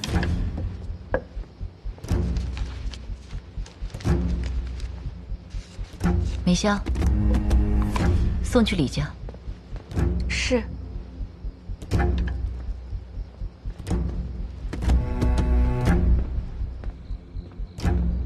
沈玉荣，你到底在别扭什么啊？你好大的胆子，你竟然敢当众拆我的台！殿下不觉得自己有时候太荒唐了吗？那是圣上的赏言，若伤的不是我，是任何一个学生，殿下必遭圣上责罚。殿下就算再不喜欢江离，也不能伤了自己的体面。你竟然敢顶撞我！来人！算了，这不就是殿下想要的吗？我想要什么了？你想要我死？你胡说！婉宁，不要再为师那个江离把自己抱于险境。我护不了你几次，人我已经杀了，我甚至去了青城山，去到了埋他的地方，亲眼看到他的尸体就埋在泥里。可是你不觉得镇女堂那几个人莫名其妙就不见了？这是有蹊跷。那又如何？我在殿下身边。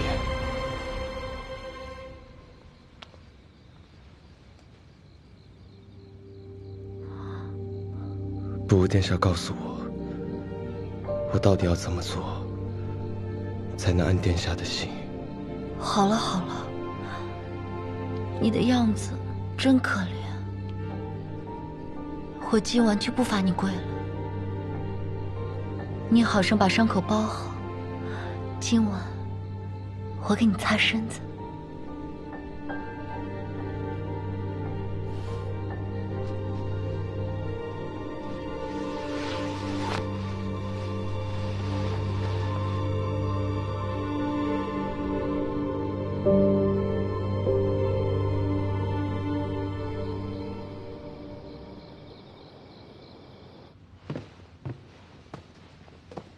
陛下，这是又聊国事聊到了现在啊。唉，对啊，所以才要到爱妃这儿放松放松。来，臣妾给你好好按按。唉，陛下，臣妾过几日想去天相寺礼佛一段日子。怎么突然想去那儿了？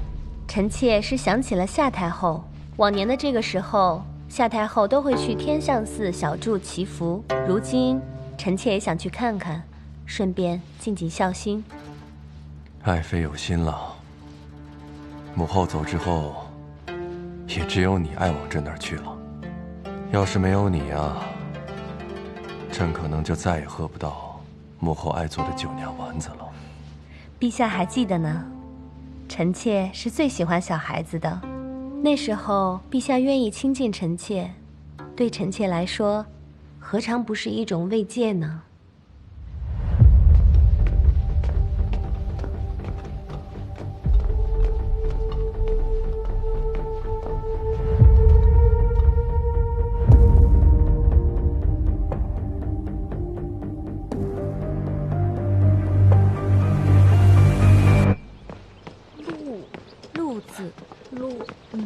这个是光。香梨，光。我知道你心情很糟糕，所以我给你带了我最爱吃的点心。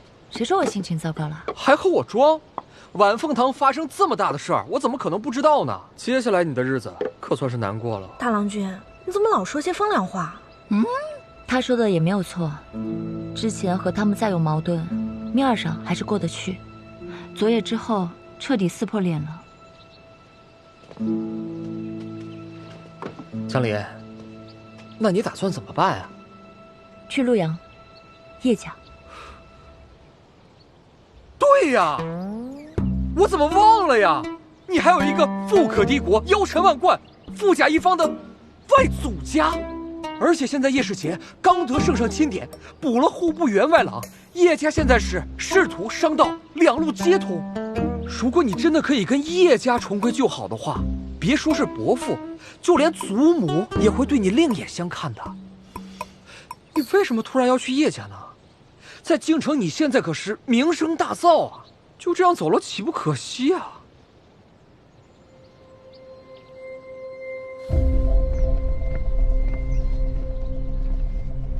肃国公，我人已经来了，你派人传信说性命攸关的大事是什么？丽妃想带你出去礼佛。多谢。你唱的这出戏，入戏的人越来越多，也越来越有意思了。为了不让这场戏潦草收场，我好心提醒你，丽妃是圣上最得宠的妃子。有所耳闻。下一出准备唱什么？避其锋芒，不急于一时。我看你是觉得叶世杰对你不错吧？要不然你怎么可能现在就愿意和叶家重归于好呢？那个叶世杰人品是不错，长得嘛也算出众，虽然和我比呢还差那么一点点。哎，如果他能一直保护好江离的话，那也是极好的。而且要我说，他们俩经常在一起的话，就方便你对柳絮下手了。经理！哎呀，你说什么呢？你胡说八道什么呢？我们俩是一辈子的好兄弟，不可能干上他的。你干嘛？张景睿，不可能干上他呀！哎呀，干嘛呀你们？你们这样说我很害羞的，你们这是干嘛呀？姐姐，我家娘子之前和叶家撕破了脸，现在你独身去求和，我怕你会受委屈。正因如此，我更要去。想必这也是江离的心愿。我想去帮他获得叶家的谅解。姐姐，你对我家娘子真的太好了。其实我也有自己的私心。我记得陆阳离怀乡不远，如今江离的名声已在京城高扬，我也可以缓口气。我想回怀乡去看看。当时审那个人，他说我父亲获罪，被处极刑，恐怕当时并无人为他收尸。隔了这么久，我这个不孝女也该回去看看了。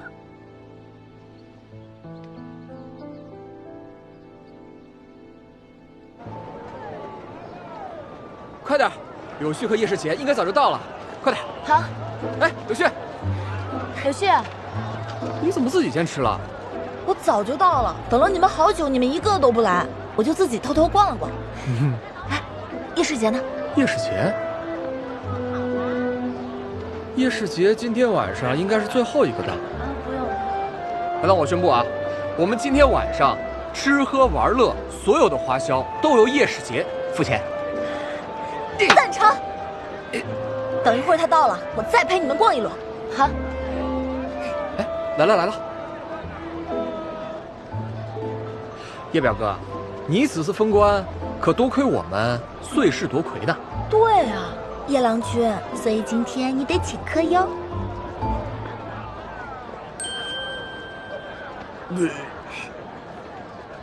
不好意思，有件事我忘记跟你们说了。我二叔来京城办事，过几天要回陆阳，所以恐怕不能和你们一起过中秋了。那太没意思了吧？本来咱们都说好了，谁最后一个来就要请客。你这钱没来，人也不来了。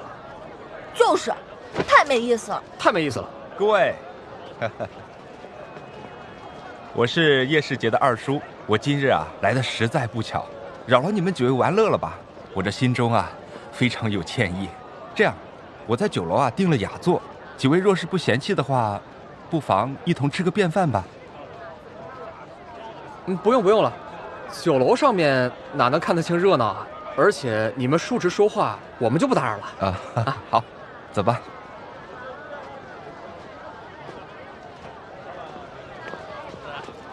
舅舅，既然舅舅诚意邀请，我也想和舅舅好好聚一聚。好啊。哟，小妹妹，江景睿，你带柳絮好好玩，我回头再约你们。这就走了？就是啊，太没意思了吧？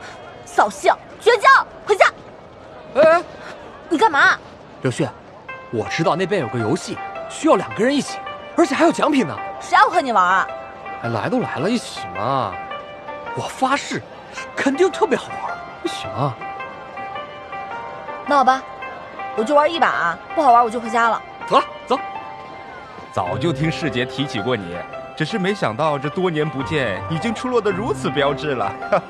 刚才喊我一声啊，让舅舅好生意外，差点认不出你来了。客官这边请。舅舅许久未见阿离了，自然是认不出。正因如此，今日团聚，我们才要好好庆贺一番。是，来，坐。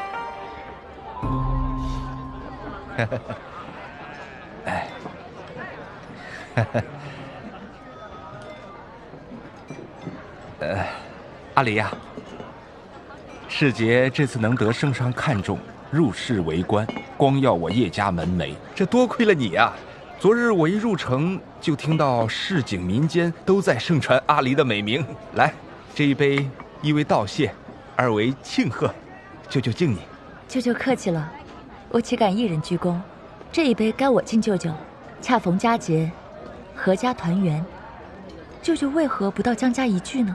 舅舅此次入京，就是办点生意上的事情，世杰知道啊，所以来得匆忙，也没有提前通知江家。这贸然前去，怕有打扰啊。既是为了生意上的事，有中书令相助，岂不更方便？那是自然。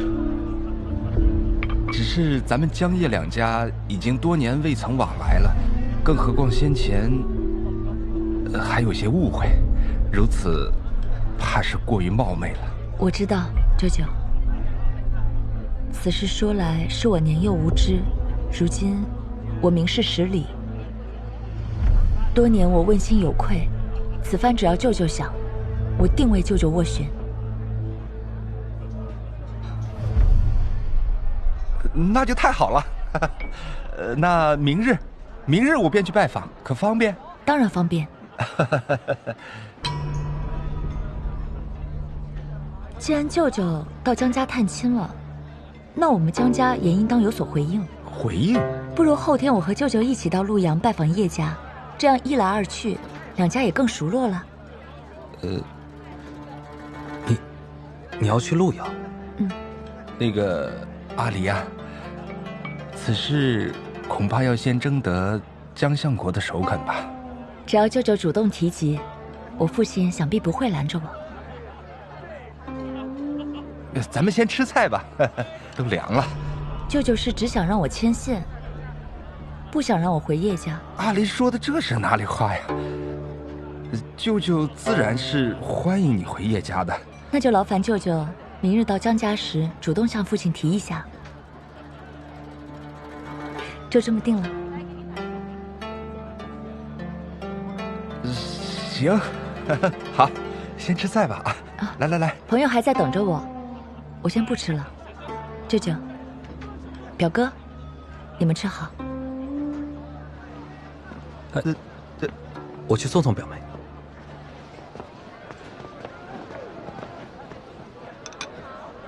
这个江里不简单呢。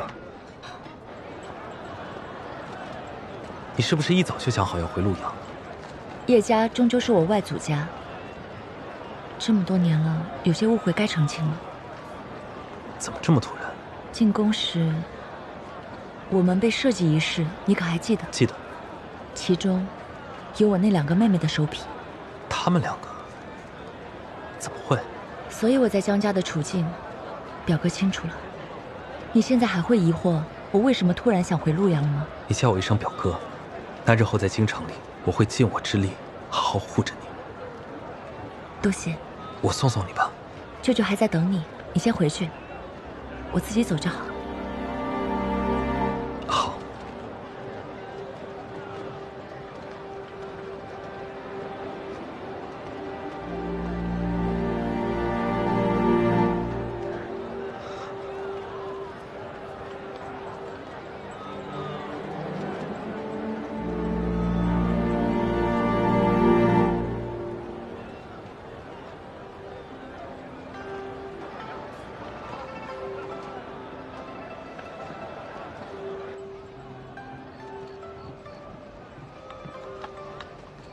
主君，戏楼的票买好了，今晚的戏，小桃红的《笑红尘》。你今晚还要去看小桃红啊？你就不怕那边察觉对你下手啊？依我看，咱们不管3七21，先把这戏班子端了，慢慢审，这样最安全。我是安全了，可这戏也没了。主君，会有性命之忧啊！你还看戏呢？打草惊蛇。哎，你在教我做事啊？陆基说的没错，想要钓大鱼，就得放长线。不仅要看，我还要找个人跟我一起看，把这戏做足。找人？找谁啊？要这么麻烦吗？我陪你看不就得了？愚蠢！哎，我说姓陆的，你今儿个怎么那么啰嗦呀？哦，我知道了，你想去看戏是不是？行，你去。找一个柔弱女子。开玩笑，咱暗卫啊可都是男的，女的，9月。找他还不如大街上随便拉一个呢。那就在大街上随便拉一个。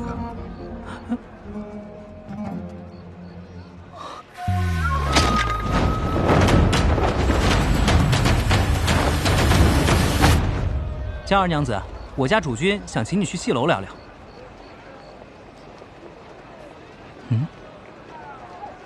你要是不肯去，走吧。好。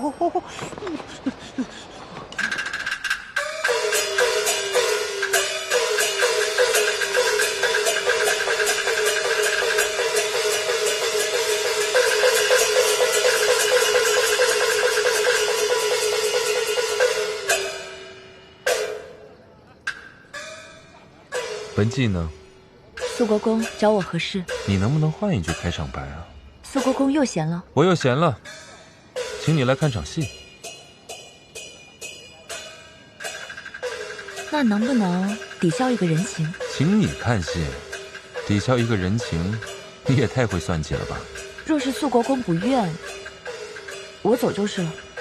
抵一个就抵一个吧。还剩2个。你也算得太清楚了吧？是怕你吃亏，我时时刻刻都在算着。3种茶，任选1杯。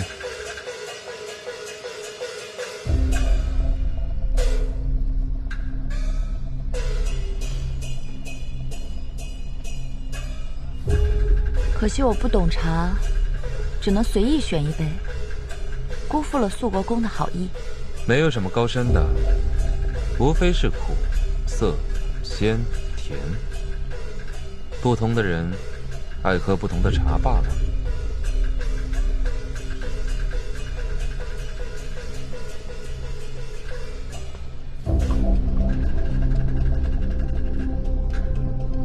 我选了杯苦的。江二娘子明明选到了最甜的熟茶，却喝着苦，这说明在江二娘子心里啊，藏了件苦事。苏国公说笑了，或许我的味觉与旁人迥异，旁人喝着觉着苦的，或许我觉着甜呢。那在江二娘子眼中，什么是苦的事呢？生老病死，爱恨情仇，这个世上苦的事多了。爱和情在江二娘子心中是件苦事。苏国公，你请我来看戏，不会就是要跟我聊情和爱的事吧？不行吗？不行。看戏吧。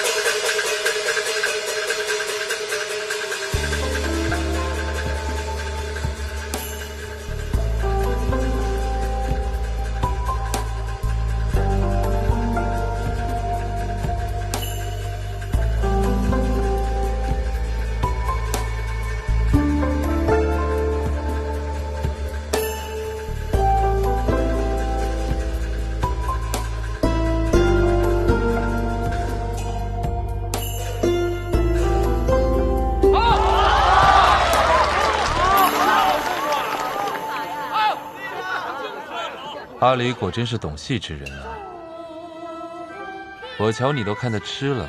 这出戏看着着实不错，好戏还在后头呢。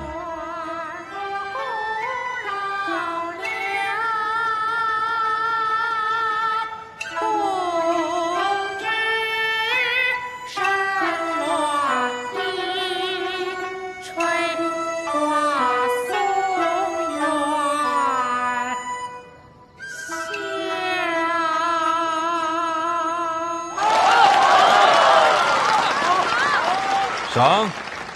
多谢苏国公，小桃红这厢有礼了。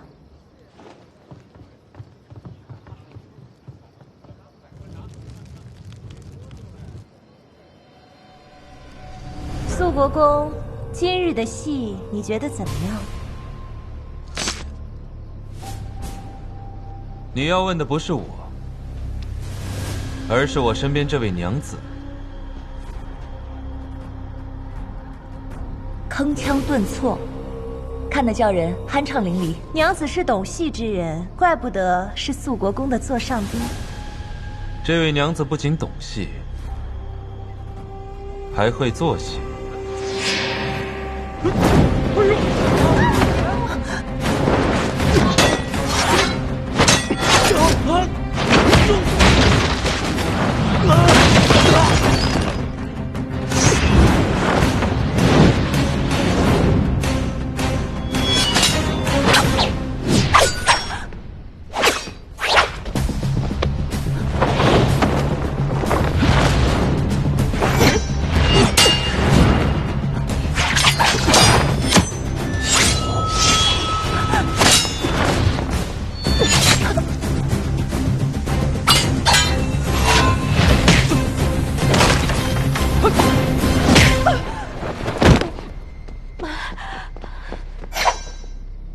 留活口，务必审出幕后主使。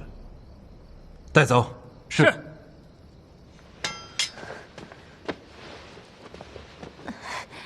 谁欲让碎般重回花蕊，在燃烧热泪浇灌如心扉。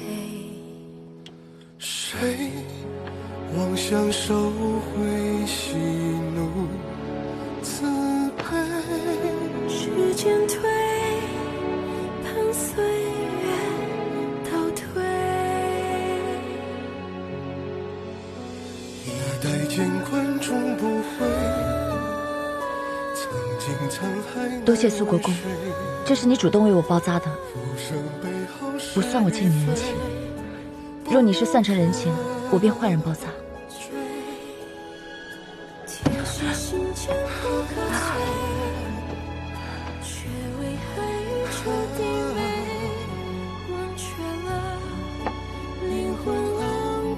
你就这么怕欠我人情？人情也是债，终究是要还的。人活着已经负重不少，欠债过多，一路掣肘。可你在情事上曾祝我前途坦荡，你自己忘了吗？你在怪我？从你将我换到这戏楼开始，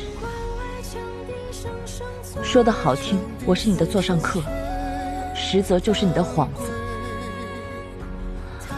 遮掩你身边的人，埋伏戏楼，让戏班子掉以轻心。至于你说我怪你，不至于。我这个人能对肃国公有这点用，已十分感激不尽。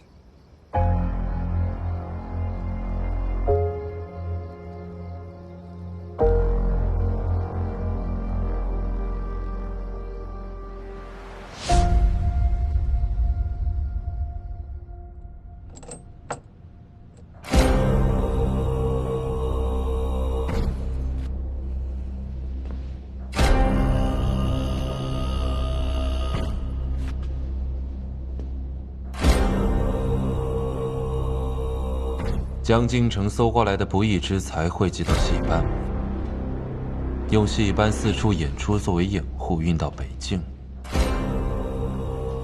为成王招兵买马提供钱财，这就是你们的勾当，对吗？我今日心情不好，就不和你乱扯了。谋逆是杀头的罪。陈王给你多少钱让你替他卖命，我出3倍。你不会真以为你一个戏子能当得上陈王妃吧？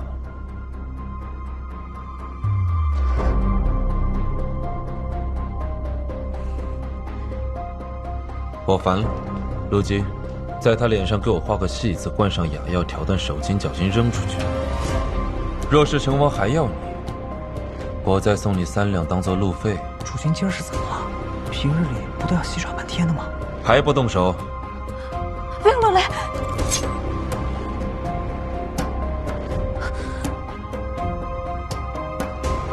好，我说。不是都抓到人了吗？怎么觉得你心情不好啊？对，我也藏着话呀。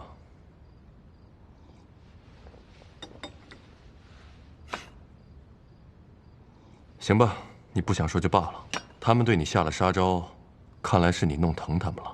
北京并不富庶，成王连年招兵买马，方苦虚耗，我们断了他在中原的财路，如扼其咽喉。他们这一杀招，已经算下得晚了。那接下来你准备如何做？我预感，私盐只是其中一条财路，一定还有更大的。杀手那边问的怎么样？他给了我一个情报，说成王在陆阳暗设了一个专门训练杀手的地方，他只是其中一个。若不去倒掉，成王举事之前，你身边的肱骨之臣很有可能会被陆续暗杀掉。所以你要亲自去趟陆阳？对。江相国，小侄新任，特来拜谢。此事乃圣上恩赐，与我无关，何来拜谢？是指此番前来，怕是无事不登三宝殿吧？什么事都瞒不过江相国。这位是我二叔叶明轩，此番从陆阳而来，备了些薄礼，还请江相国笑纳。江相国，许久不见呐！是亲家兄弟。此次前来，为何不事先打个招呼？啊，这个父亲。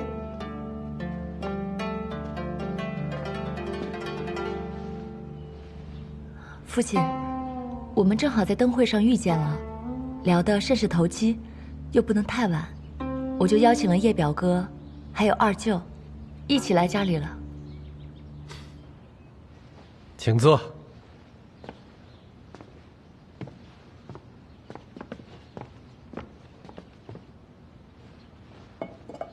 说来，你也许久未进京了吧？是。此次前来，一是处理一些生意上的事情，这二来是看看我这闲职。毕竟离家这么久了，家中难免牵挂。日后同事在朝为官，还要劳烦江相国多多照看。言重了，叶世侄才华横溢，想必用不着我提携，亦可平步青云。叶老夫人，身体可还好啊？尚可支持，只是这精神呐，一年比一年短了。这人上了年纪，就愈发思念亲人，所以这一次我也有一个不情之请啊。哦，阿离自出生到现在还没回过陆阳呢。不知江相国可否允许我带江离回去一趟，去看看老夫人呢？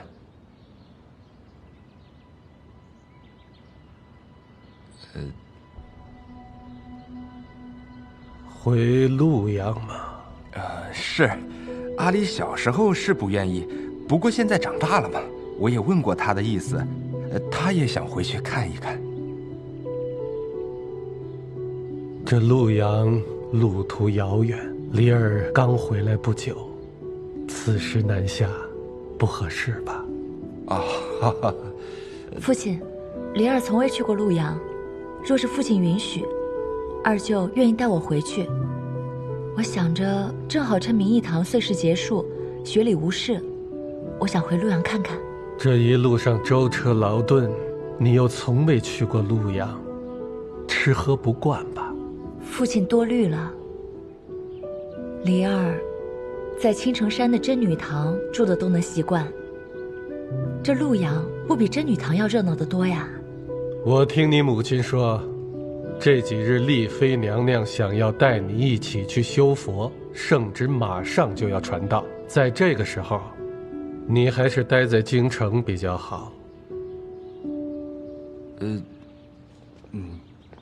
既然二丫头那么想去陆阳，就由她去一趟吧。母亲，丽妃娘娘那边可以等她回来后再去。我们让舒然去说一说，丽妃娘娘年幼惜老，定会体恤的。为了岁事一事，二丫头啊也是连日受苦，前当是出去游玩放松了。再者，从前叶老夫人也是很疼二丫头的，如今长这么大了，是该回去看看的。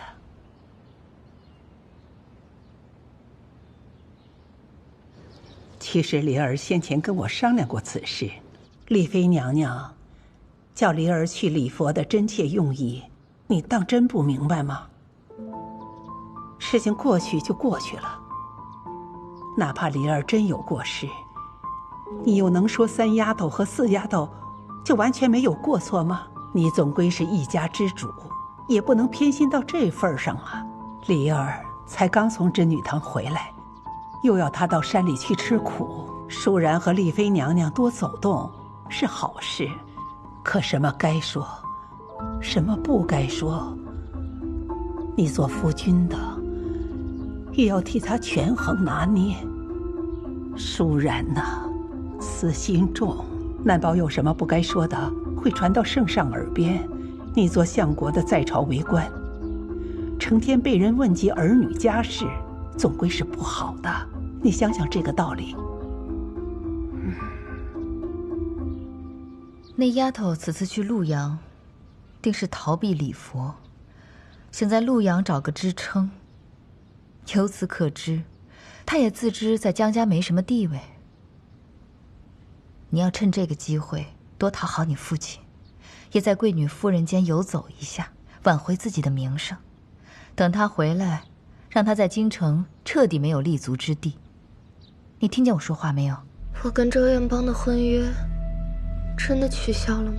以后还有更好的。可是，我是真的心悦他。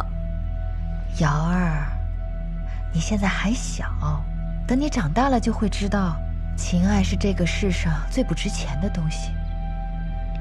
我只想要周公子。我已经帮你寻了另外一门亲事，以后不许再提他了。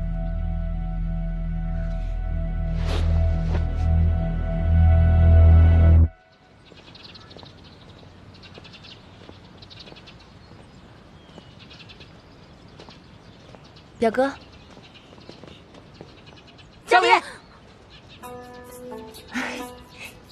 你拿着，这个是你爱吃的，这个呢，是清热解暑的，这个放在路上不容易坏啊，你多吃点。还有我的呢，这个呢是我最爱吃的，这个呢是我娘最爱吃的，这个是我爹最爱吃的，都给你吃。路上千万小心。头儿，你们给我这么多好吃的，都是你们最爱吃的，你们爹娘最爱吃的，你们想胖死我呀？头儿，你出这么远的门，这一路上也不知道会不会缺什么。缺什么呀？叶家是商贾大户，什么都不缺。我已经嘱咐过二叔了，路上一定会好好照顾他的。梨儿，时候差不多了，我们走吧。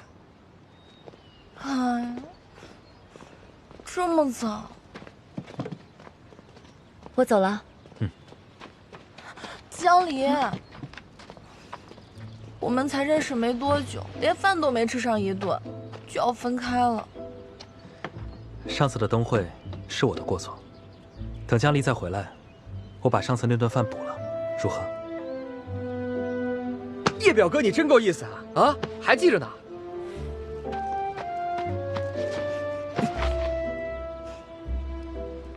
谁要你补了？我就要江离做东，因为这是你欠我的。好，我一定尽快回来补这个东道。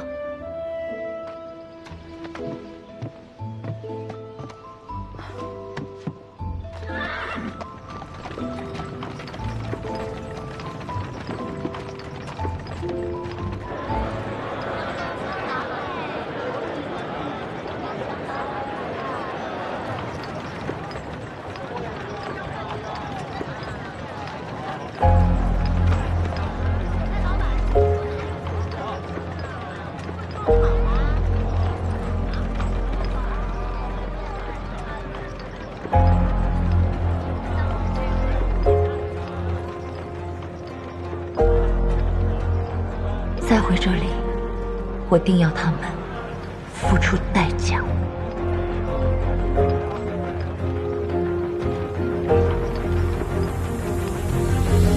主君，根据小桃红提供的线索，得知成王在陆阳的管事是他的心腹楚兰。不过这个楚兰不常在陆阳，神出鬼没的。我问询了咱们在陆阳所有的线人，得知他有个相好，西华楼的头牌乌兰。李家呢？已经越过叶世杰，直接向叶家动手了。叶家作何反应？反应迟钝，尚不知已经入套了。叶家能如此轻松被拿捏，只能说之前的日子过得太轻松了。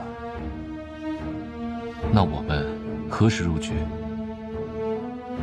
看来我们也要去趟陆阳了。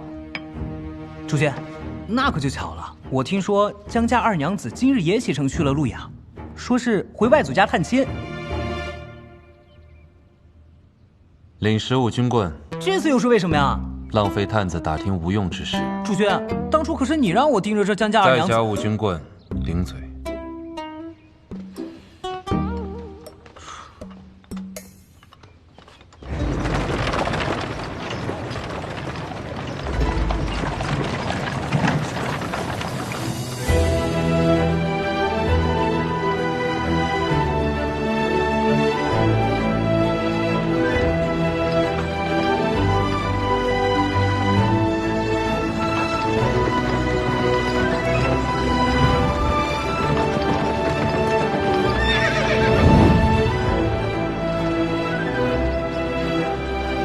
阿福，主人，你先回宅里告知老夫人和夫人一声，就说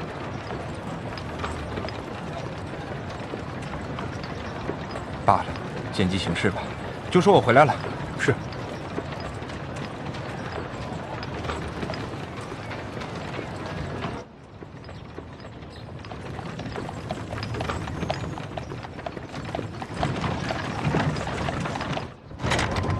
夫人，我回来了。夫人，阿离来。夫人，夫人，我回来了。夫人。夫人，怎么回事啊？宅里人呢？主人，又有人去铺子里说要退股相断，所以夫人就过去处理了。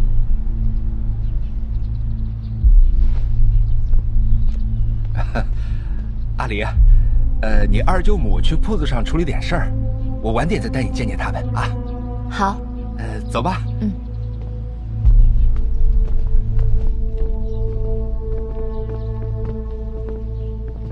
到了，走了这么长时间，阿离，你先进去休息吧。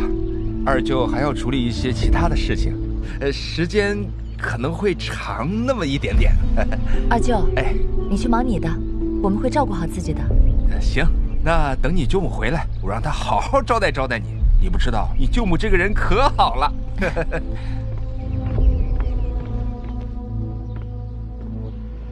姐姐，这叶家怎么一个人都没有？是不是给你下马威呢？叶家是不是遇到了什么麻烦？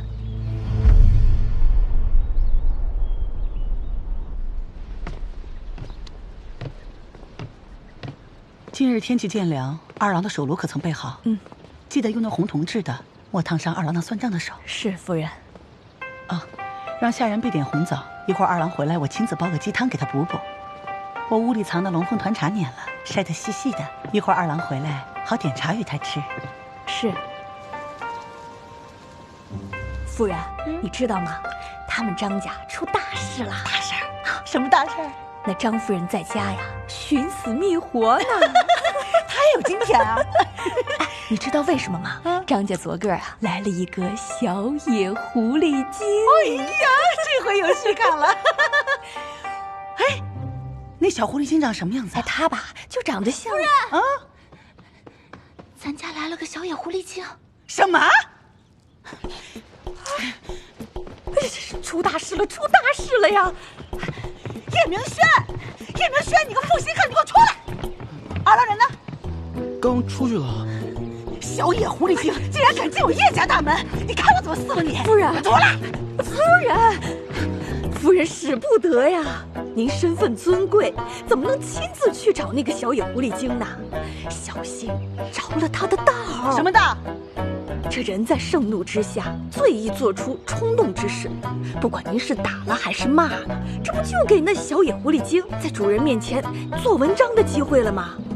夫人，别脏了您的手，带我先去一探究竟。也对，我先回屋里等着，你去动手，看今天非撕了他不可。瞧好了，开门！给我开门！谁呀？快开门！快开门！开门呀！你听见没有？你就是那个小野狐狸精的妹妹吧？你是谁啊？叫你们家主子给我出来！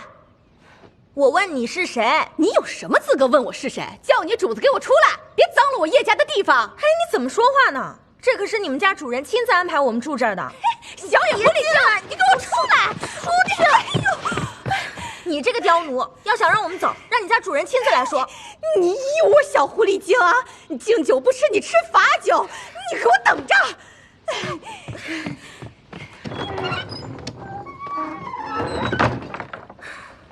童儿，方才是谁啊？我怎么听到你们在吵架？姐姐，这叶家可住不得了。方才来了一个刁奴，说让咱们走，还说你是小野狐狸精，我是小野狐狸精的妹妹。我看这叶家摆明就是给你难堪呢。那既然这样，我们先出去，等二舅回来再说。嗯。好大的威风！这小野狐狸精是仗着二郎的宠，丝毫不把我这个当家夫人放在眼里啊！是啊，这小野狐狸精她无法无天了。夫人，还得您出马去治治这小野狐狸精。既然来了个不怕死的主儿，你看我怎么收拾这小野狐狸精！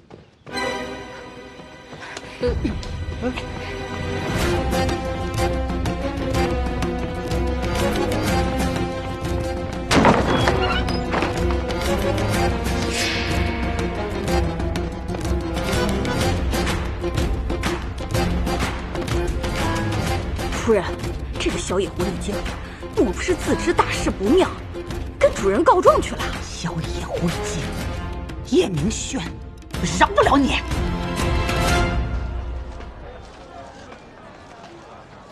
姐姐，我们这是去哪儿啊？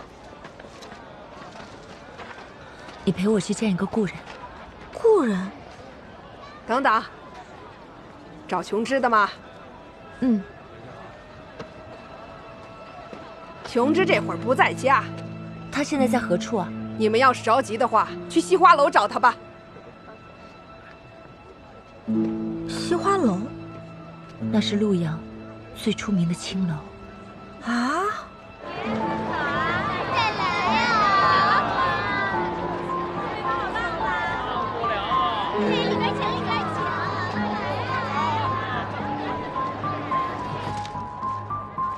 主君。这个乌兰的警觉性很高，如果提前布控，我担心他会有所察觉。如果打草惊蛇的话，楚岚就不会出现了。所以，我们要伪装成买春客，接近他，控制他，用他把楚岚引出来。那还在等什么？开始吧。主君，你觉得我们三个谁更像买春客啊？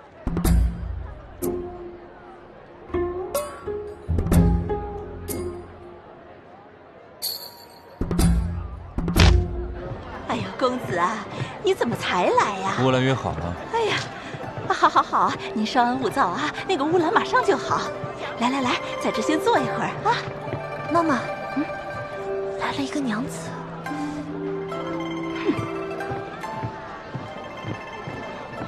娘子，我们这儿可不是你该来的地方。我想找琼枝娘子。我们的花牌娘子可是不接待女客的。花牌娘子。我并非谁的夫人来找麻烦，我找琼枝娘子是有事要打听，请行个方便。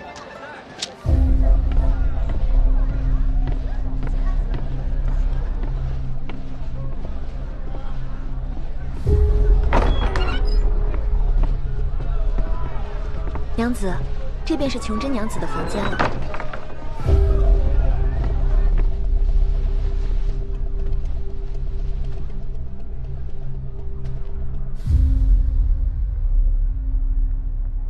你是何人？来这里的男人还能是干什么的？说来这位公子，倒是样貌出众，一身红衣，看上去比乌兰还要娇俏几分。现在乌兰还没来，不如同我一起入座饮茶。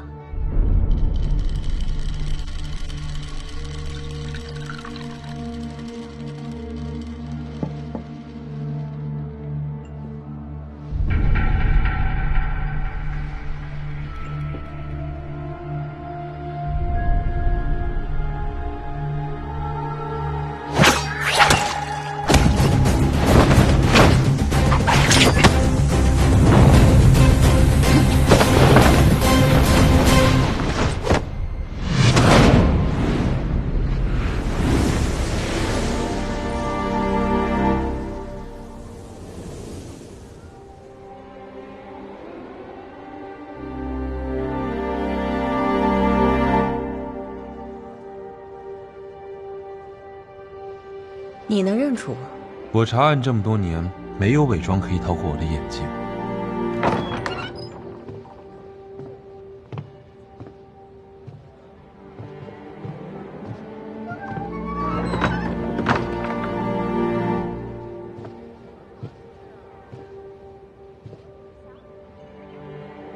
琼枝娘子，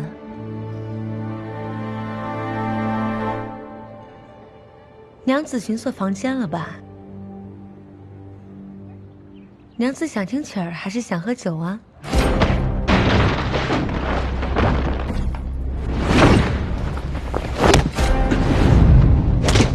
有的客人玩的大，是会这样的。苏国公，你还真相信小桃红会给你情报啊？既然你知道小桃红，那我此行就不亏。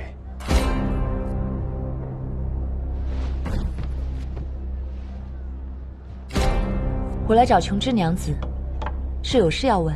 怎么？我认识你的心上人？或许是我认识你的心上人。